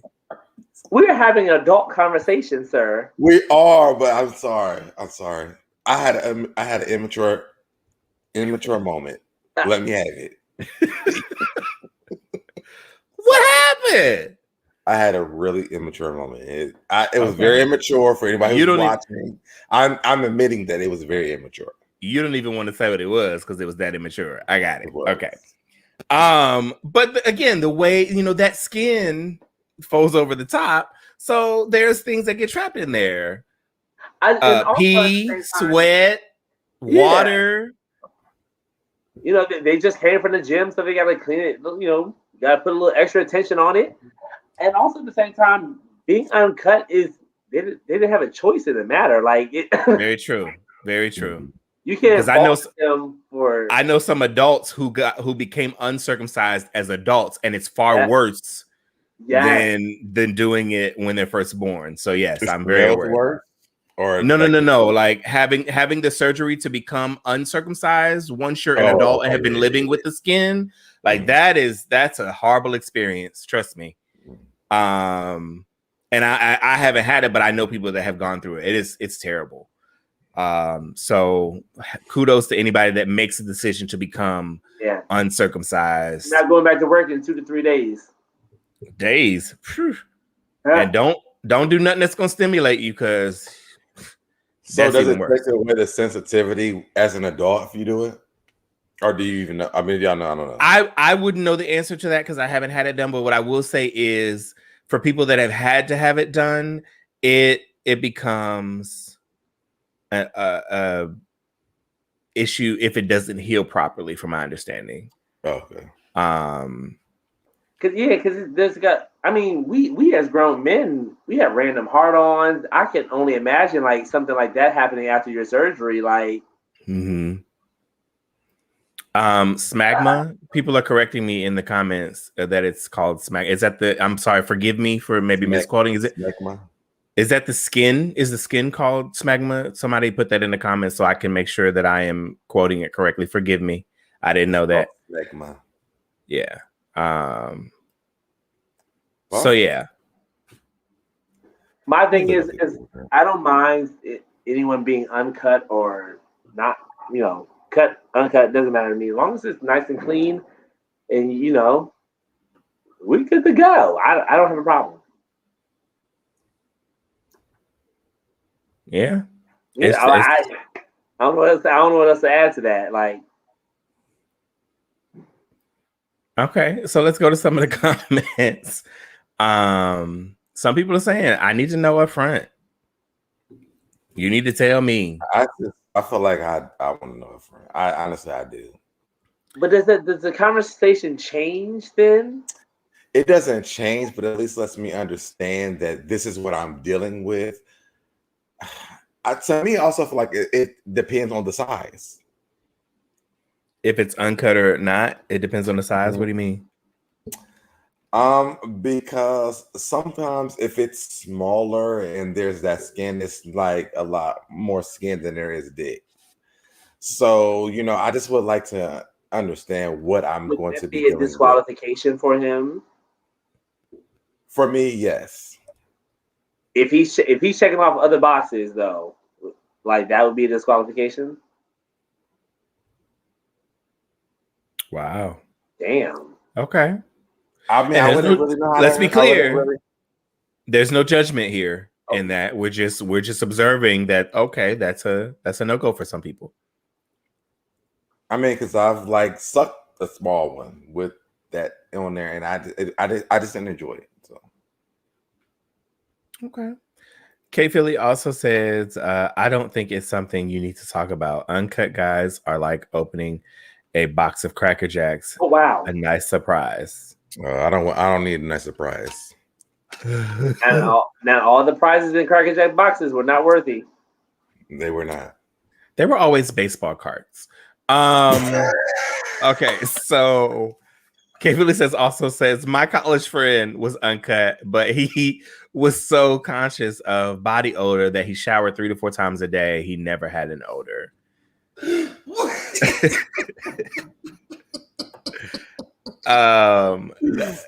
We did get some clarity on the smegma comment. Smegma is the white substance or things that is inside the skin. SoDebNair, come on. Why did it just get nastier when I hit the name attached to it? It did. You saw you had something at some point like they were always baseball cards. Because I was. You get a box of Cracker Jacks, you look for a prize, you get all excited. You think in the Cracker Jack box there has to be like this best prize. Another baseball card. Do you not understand though? Take me out to the ball game. The Cracker Jack box, it's for baseball. Yes, I know that, but that was always the prize. It was never advertised. Oh, there's a baseball card inside. It was like, no, there's a gift inside, and you get all excited about it. And It's a damn baseball card. But we should Anyway. we should get the tattoos in ours sometimes. I just wore SoDebNair out about that. That's hilarious. It was the way you said it. It was like they were always baseball cards. Well, damn. In the comments. Okay, so let's. Smegma is the buildup inside the skin, the white matter that builds up inside the skin. That's what that is. Just clarity. Forgive me. With all the throw up emojis. Yes. Sorry to anyone that is uncircumcised and has smegma. Dwayne said. Dwayne was like, if you want this, get in the shower. Absolutely. And homie jumped in the tub. He sure did. He did, I mean, I don't think there's nothing wrong with that. I was just, I was kind of curious as to how, he took it like that. I mean, I don't think there's nothing wrong with that. Again, like I said, being older and dealing with it more, I have like, my turnoff from it is not as bad as it was. I still would prefer a cut person, but there's some people, I mean, I wouldn't mind. Sometimes it's necessary to get as an adult, depending on how much foreskin that you have. Very true. That was the case of the situation of the friend that I do know that was that had the surgery as an adult, because it was just way too much foreskin and it was starting to be painful. Sometimes you can't even pull the skin back to get the head out because it's extremely painful for them. And that's what I was saying. There was a guy, he was a smaller size and it was a lot of skin. That's what I was talking about. Yeah. Like you barely could even get to the damn dick. It was like, I mean, he said like that, but you could barely get to the dick part. So yeah. How you want to say it again? No, I said the damn dick. Like it was like horrible, but it was like you could barely get to the dick. It was like, are we going to have sex? I didn't. It wasn't. It was almost. I mean, we've had, but okay. For me, we've had conversations where people who've had like too big of a dick, right? So for me, like, I'm hoping this conversation is not turning into something really bad, because to me, that was just as bad as having a dick that's way too big for me to even try to deal with. You know what I mean? It's just, that's not my cup of tea. That's all I'm saying. It's okay. And again, like I said, I mean, y'all see, I brought my man crush. He has an uncut dick on here. So it's not like I don't like none of them, but the IQ, who came on here for the anniversary, his dick is uncut. So it's not like I don't like them at all, but there's just I just can't deal with. That's it. I didn't know that. Oh yeah. Yeah. I don't even know where we are in the comments anymore. The pits of hell. Right. We have just gone to hell in a handbasket. No, it is the subcushion section of the fold of the foreskin. Yep. Mm-hmm. Thank you for all the terms, Anthony. We appreciate you correcting me, because I don't like to be. So it's kind of like something like this, wrong. Oh no! But some of them be long like that. Like when you stretch that all the way out like that, it's hard to pull it back. And imagine not being. Yeah. The way.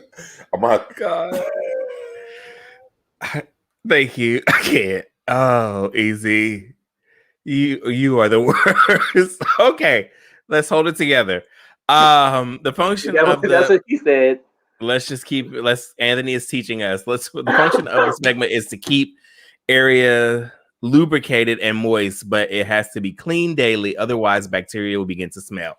Thank you for giving clarity, Anthony Lester. Thank you so much. We appreciate it, so that people can understand what it is. Yes, I thank you for that, because everybody doesn't know.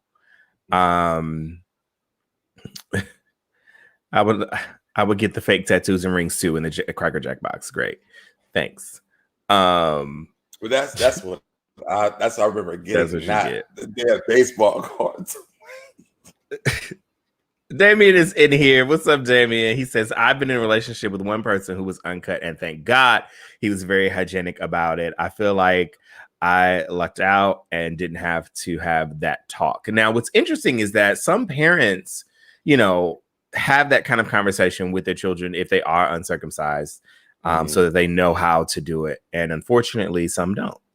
Just FYI. But do you think that the dad is like maybe cut and the kid is not? You know what I mean? Maybe that's why they don't know how to have that conversation. Possibly, but then I would also like to believe like it is also kind of culturally like there are cultures that don't believe in circumcising their children. Like a lot of West Indian, Jamaican, islanders for that matter, don't believe in, and I'm not saying they're the only ones, but I would say that there are those I've come across have been the few that are not. So I would assume that if they are not, then their parents are or their father isn't. So it's easy to have those kind of conversations. But maybe like they're multicultural where the mother may be and the father's not. So, and it may be something that's important to her not to have her son, circumcised. Like True. she maybe not want her son to be, you know what I mean? So, I mean, I'm actually learning some stuff today I didn't really know. So yeah. And we have some great teachers in the comments. Mm-hmm. They were saying, Dwayne, sometimes it can enclose the shaft and the end of the dick, and it can tear. So, meaning pulling the skin, it can tear, which makes it painful. Anthony also said, that's called phimosis, when the foreskin cannot be pulled back all the way. Ooh. Yeah. Ooh. I've seen that before too. Yes. And he's also said most European cultures as well are also cultures that do not believe in circumcision.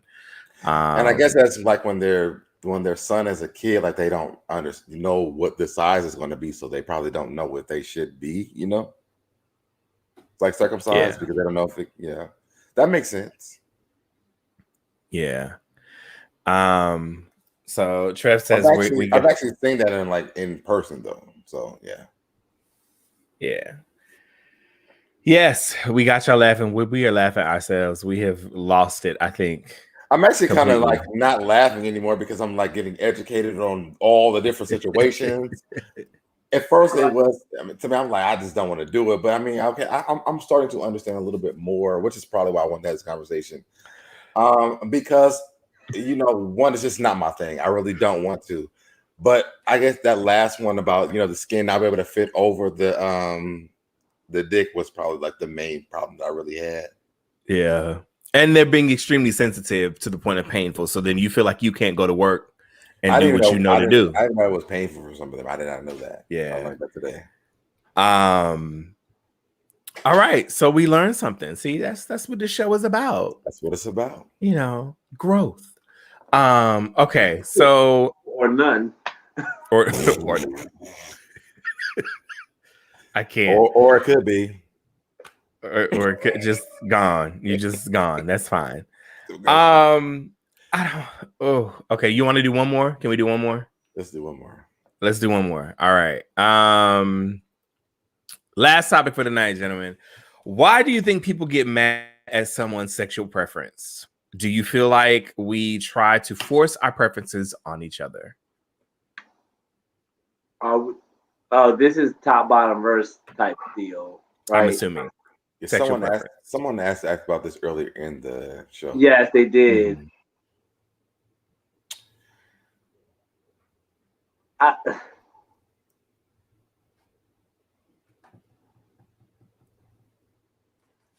I'm gonna play the field on both. I think you should respect people when they say that they are top or bottom, but at the same time, those who identify as such. Oh, hold on. Let me let Aaron tackle this first. Hang on. Before you do that, I do want to, because somebody just raised a very interesting question in the comments, and I think it should be some clarity around it. Sexual preference or position? There we go. Okay. What are we talking about here? What are we talking about? So I'm clear on my answer. Preferences are the positions that they want the people to be, right? No, because your sexual preference could be male, female, transgender. It could be that's your sexual preference. But are we talking about sexual preference or are we talking about sexual position? Because the way that the question says, why do you think people get mad at someone's sexual preference? I thought it meant like thought that meant like what they're attracted to. Right. That's your sexual preference. Who's getting mad about that? Huh? Huh? Wait, what? Oh, you're asking who's getting mad. Why would somebody get mad at you? Say, I got you. Are people getting mad because I'm straight, I'm gay? Like I would assume that the writer of this question meant sexual position. That's what I'm and thinking. Not like preference. that's why I was a little confused about it at first. I feel like this isn't that, but I need to kind of process what I'm thinking before y'all go ahead, because I feel something different. No, I was where you was at. I was confused as shit. Yeah, I would say as it pertains to position, I would, you don't know why. My mind was to position, but I didn't hear position, so that's why you heard preference. Yeah, yeah, I heard preference, but my mind went to positions, and I'm just like, wait a minute, hold on, something's not. It wasn't. Yeah, I'm gonna say we'll just make an executive decision to say that they meant sexual position and not preference. So that because we don't have time to debate why somebody questions your sexual preference. However, sexual position, I would say that sexual positions, you don't know why someone has chosen to like what they like or perform the way they perform in the bedroom as far as the position is concerned. You don't know what's attached to that. It could be traumatic. It could be, an experience that caused them to sway to be one way or the other. Everyone is just not picking out here because they don't want to bottom, or, that is not always the reason behind it. So I don't think that anybody's trying to force anything on anybody as it pertains to sexual position. You like what you like, and you do that for that very reason, whether, regardless of what the reason is, you have the preferences that you like as it pertains to your position. You have what you got, SoDebNair. I looked it up on Google, and it says someone who they are sexually or romantically attracted to. Attracted. Yeah, so it's preference, correct? Yeah, so I'm thinking like positions, or maybe like they're feminine or masculine, or that's a whole nother topic right there. Yeah, that's in my mind. I guess that's where I kind of went to as well. It's like, no fats or femmes type of situation. That's what I was kind of thinking. I don't know. I didn't even think about positions. I just thought about that. That's definitely a road that it could have went down too. And then I guess the second part was like, do you feel like we try to force our purpose on other people? That's where I feel like I was reading this from, because it's like that's more of a way where you're looking at trying to force that. Like, do you feel like we try to force like their masculinity on you or their femininity on you? Like, if I'm a top, I want a feminine person, or if I'm a bottom, I want a masculine man. So I guess the two different questions are kind of what are confusing, because the sexual preference is the top or bottom, but do you feel like we try to force that on them? It's like, well, maybe they're talking about feminine or masculine or in between. You would make this the last question. You did. I didn't. I just read it. Actually, I told the one to pick, but I guess when whoever asked this earlier, I was like, well, let's do this later. Taj. Yeah, I was like, well, let's do this later, because it was a question that was already in there. Taj, I need some clarity. Let's go to some of the comments while we're waiting for Taj to give us some clarity. Let's see. I think as gay men, there are many that judge guys that are bottoms and not verse. I think I can see it from both perspectives. I think there are people that judge people that don't want to be bottoms. I definitely can see that. And again, I think it stems from, it could very well be trauma. They could have been raped, and they don't want to have to go relive or rehash that again. So maybe they choose to be top and are more attracted to being top for that very reason. Not that I'm into it, but there is a kink called docking, where circumcised men like to put their penises in the foreskin of yeah, I've seen that before. Got it. Thanks for the And they Anthony, we actually might need like to have you. We they might need actually to like have to, you come on and teach us some more things because you've been really great in giving us information in the topic. I mean, in the comments. What were you going to say, SoDebNair? they actually like to jack off, inside of that skin, while after the uncircumcised person comes. Oh, that's great. Yeah, it seems like a lot of work, but all So right. much going on. Got it. Baseball cards. Trevor says the question to me was posed for those who are anti-LGBTQIA+. I didn't get that. Like in terms of sexual preference, meaning gay, straight, or people that are not gay or straight, or what have you. NYC to be for me says, I definitely agree. You should respect someone if they identify as top, bottom, or bottom. However, do believe that people are limiting themselves when it comes to finding a partner. All right, now, come on now. What's IMHO mean? In my honest opinion. Oh, thanks. He didn't put the pound sign on there.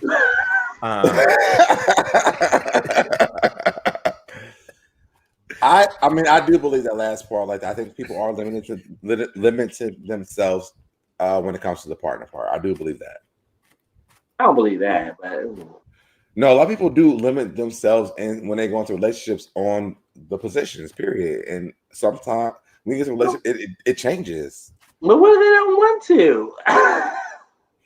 I think that a lot of people go into relationships looking. Are you talking about me? No, I'm talking about both of y'all because Easy ain't going. He's not going to come up with this. But I don't want to top. Is what Easy is saying. No, I don't want to do it. I'm not saying me. I'm just saying respect the people. If they don't want to do something, then stop trying to force them to do something that they don't want to do. I don't think that people go into relationships thinking that, but I do think once the relationship starts to happen, it does change. You want to do different things, and so. Are you willing to please your partner in those type of ways if they change? Or are you strictly going to be a top? Or are you strictly going to be a bottom? When it comes to that, if you're versatile, I don't think they really have that problem. But when it does come to those strict two things, if your partner eventually says, hey, I want some dick today, or I'm thinking about I want some dick, or I'm thinking about the other way around, are you willing to do that? First thing we need to ask, and if you're not, and you're already committed, y'all been together for a while, are y'all breaking up, or does the other person have to suffer?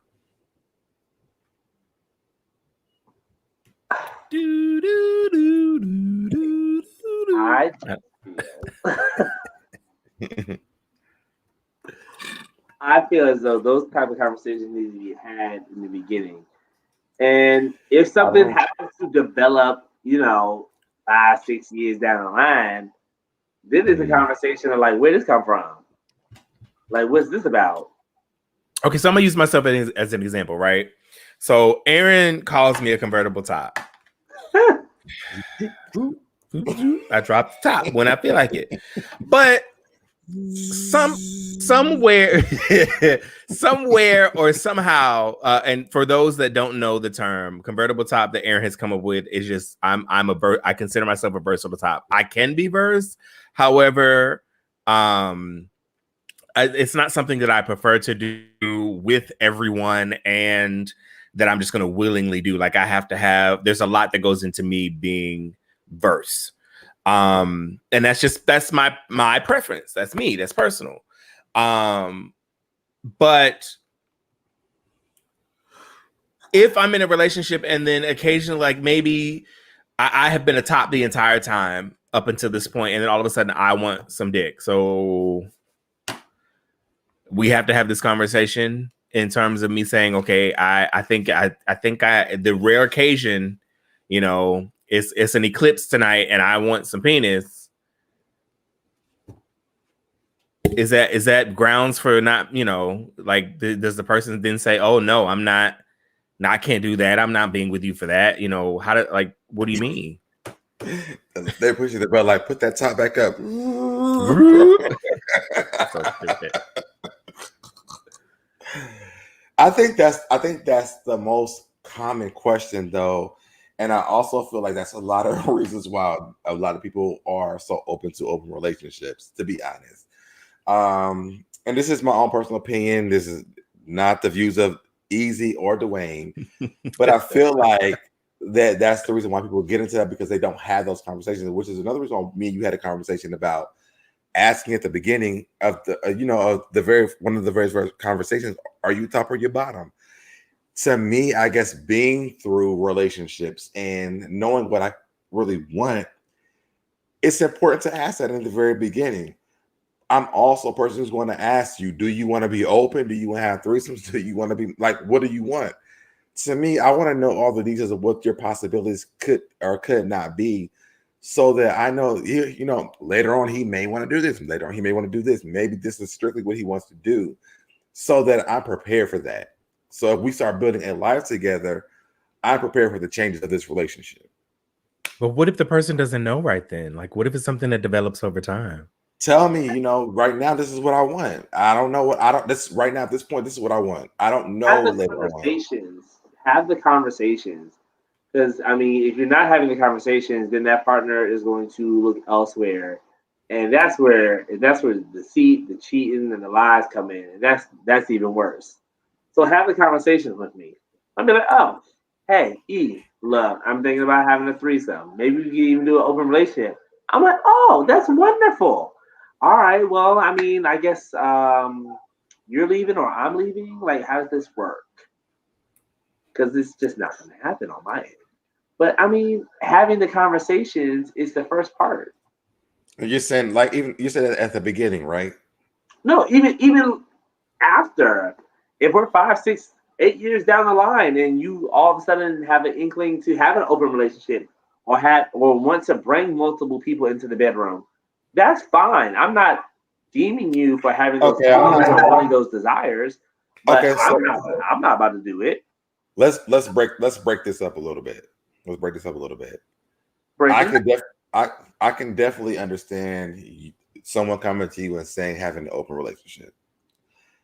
But if your partner that you've been together with for 5, 6, 7 years Mm-hmm. says, hey, I might feel like I want a bottom, you wouldn't at least try to do it with him, like at least I would one try that. time? I would Okay. try that. Okay. And to me, that's what I'm saying. To me, I always feel like relationships grow. I feel like they're always changing. And hey, when we first started dating, yes, you were a top, I was the bottom. 6, 7, 10 years down the line, you may want to see what it's like for me to top you. I'm down for that. But to me, drastically changing what our relationship looks like, and we've already been doing this for this long, like that would be like, okay, I don't know if I can do it. It would take a lot. There's some limitations to where I'm going to go. Yeah, absolutely. Like Okay, I got you. I'm going to do what I have to do to please my man, but when it gets to a point where I'm not, I feel like I'm disrespecting myself, my morals, my like. So what do you do if you top him and then he likes it and you don't? I mean, that's another conversation that needs to be had. It may not happen all the time. It just be maybe on Martin Luther King Day, his birthday, Christmas, and Thanksgiving. Okay, I don't know. We just have to work that out.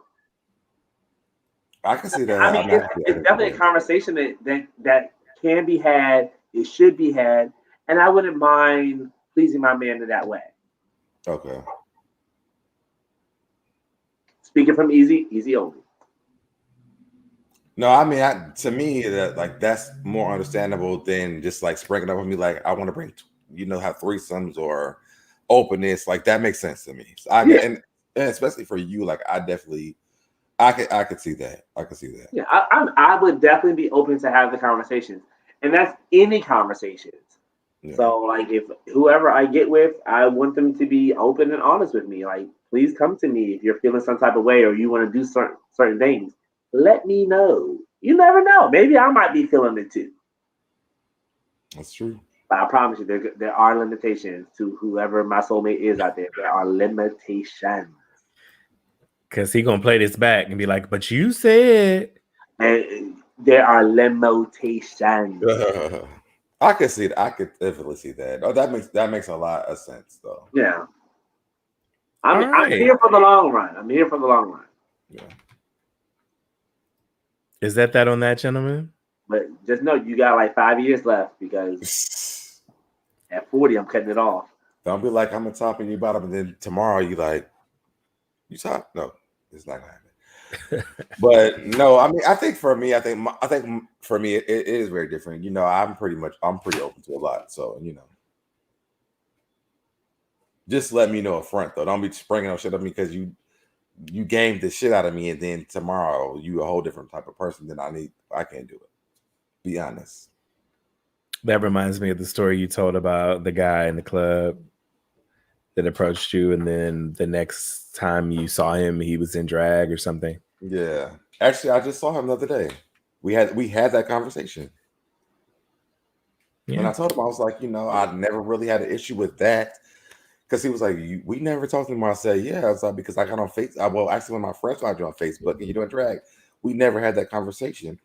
He was like, why did I feel safe with telling you that? And I said, why? Like, I never gave you any energy that I was that type of person. And I said, just like you feel like, you know, I should give you information about me, I feel the same way. And he was like, well, you know, and we hung out, you know, the whole day. We actually talked a lot that day. But to me, it's just like about the respect of me, you know, period. And because I want to respect anybody that I'm being intimate with or dating the same way they respect me, period. And I feel like opportunity to respond to things that you want to do. Because you may not know, you don't know how people are going to respond. I may be cool with it, I may not. And just so happened in that space, I was cool with it, but you just lied to me. Because I do know people that do that I wouldn't mind dealing with. But I mean, don't lie to me. That's it. Okay. All right. Let's go to the last comment to raise. Taj says, I feel, well, there's another one. I feel like that why you experiment to see what you like. I do think people either like topping or bottoming. This is why labels are important. Just say you are verse. Okay. I got a really good question for you before we go to this next one. So, did you feel like we feel like this now because we're? But this it ties into what he just said. Okay. Do you feel like we feel like this because we're older and we've kind of been experienced? Like, what if these are people who are just newly getting into, you know, sexual experiences? When I first came in the game, you had to be a strict top. Wait, so have you always been a bottom, Easy? Mm-hmm. Okay, so it wasn't something like you tried and it was like, nope, this is not for me. I'm sticking to what I know. I honestly thought when I first got into the game, I had my first sexual experience. I thought, okay, and you liked it. This is where I'm supposed to be. This is it. This is what I'm doing for long term. This is my life now. I just thought that. I will say for me, my very first sexual experience with the same person that I spoke about in the other topic, he topped me first. And it was a little because I didn't know what to expect. I wanted it, but I didn't know what it was kind of good and bad. Mm-hmm. Because it was just it was just weird. And then in our relationship, as we progressed, you know, he kept trying to do it again, and I was just not comfortable with him doing it again. And then but we still would fool around, and we would still like mess around and stuff. And then one time, I ate his ass, and that was it. Like he did not want to top me anymore, and I topped for the rest of our relationship because that's what he wanted. But I think. Yeah, I mean, it just depends. Your tongue was able. Never mind. Yeah, I mean, my tongue did it, and then he liked the way that I did other things. Okay, is that what we're putting out there? Okay. See, you had to ask the question. Anyway, well, I'll give you this. So my first time, I got my ass ate, so I just always feel like I want the bottom, and then I got a dick, and I was like, this is not for me. because my first sexual experience was just horrible. The first time that like anything had entered my ass voluntarily, it was I got my ass ate, and I was like, okay, you know, I like it. And then a dick happened, and I was like, I don't want a bottom. Like, I don't think I'm gay anymore. I just didn't think it was for me. It changed your life. You just like, I'm not. Yeah, and I topped a lot after that, and then I started bottoming a little bit more. And I realized that it just took some time to kind of get used to that. And then once then, I was like, oh yeah, I probably like bottoming more than anything. So I mean, we all have like three different, you know, different situations. So you never know. I think that even with relationships, like I think that's why I'm kind of asking the question I'm asking. It's like, what happens if this is all you're doing and then you experience it and then you like it, you know? True. LaBelle makes a valid point because she does she's a drag performer, and she says she's upfront about her drag, and she gets so much shit for it from dudes. Well, in regards to the conversation. I definitely understand that makes sense. But there are also just some guys. First of all, when I met the guy, I didn't meet him in drag. I met him, you know, outside of that. We talked for a long time. I was already we had a rapport with each other. And then, you know, later on I found out that he did that. I'm like, well, I mean, we talked about everything. Why do we leave this part out? So I think it was more of the lack of information than anything for me. Oh, that's a lie. Joseph is being some more. Because some more is one of her stand-ups is eating ain't cheating. That's a lie. And Easy doesn't agree. That's a whole lie. Taj says, I tried it and I didn't like topping. I enjoy bottoming a lot. Sorry for all the airs, Twain. When I bottom, I feel euphoria. Yeah. For some people it is, you know. And some people it's not. It's not a preference, it's a blatant disrespect. That's true. Tell you. All right. So is that it, guys? Are we done? That's it. We've been on for over 2 hours. It is a yes, wrap. We have. I'm sorry, the ain't cheating killed me. Let my man tell me he came home and he was eating and ain't cheating. He's gonna be eating that house and he's gonna be gone. Oh. So we'll save that for the next episode. All right, so they're gonna close us out. Guys, we love you very much. All right, guys. So if you guys are on YouTube, make sure you go ahead and like, subscribe, turn on notifications, comment below if you're watching outside of us being on here live. If you're on Facebook, make sure you guys like that page and leave a review. Follow us at ALTH Podcast on Twitter, The Affairs of the Heart on Instagram, and Affairs of the Heart on Facebook. Check out althpodcast.com. We do have some merch there.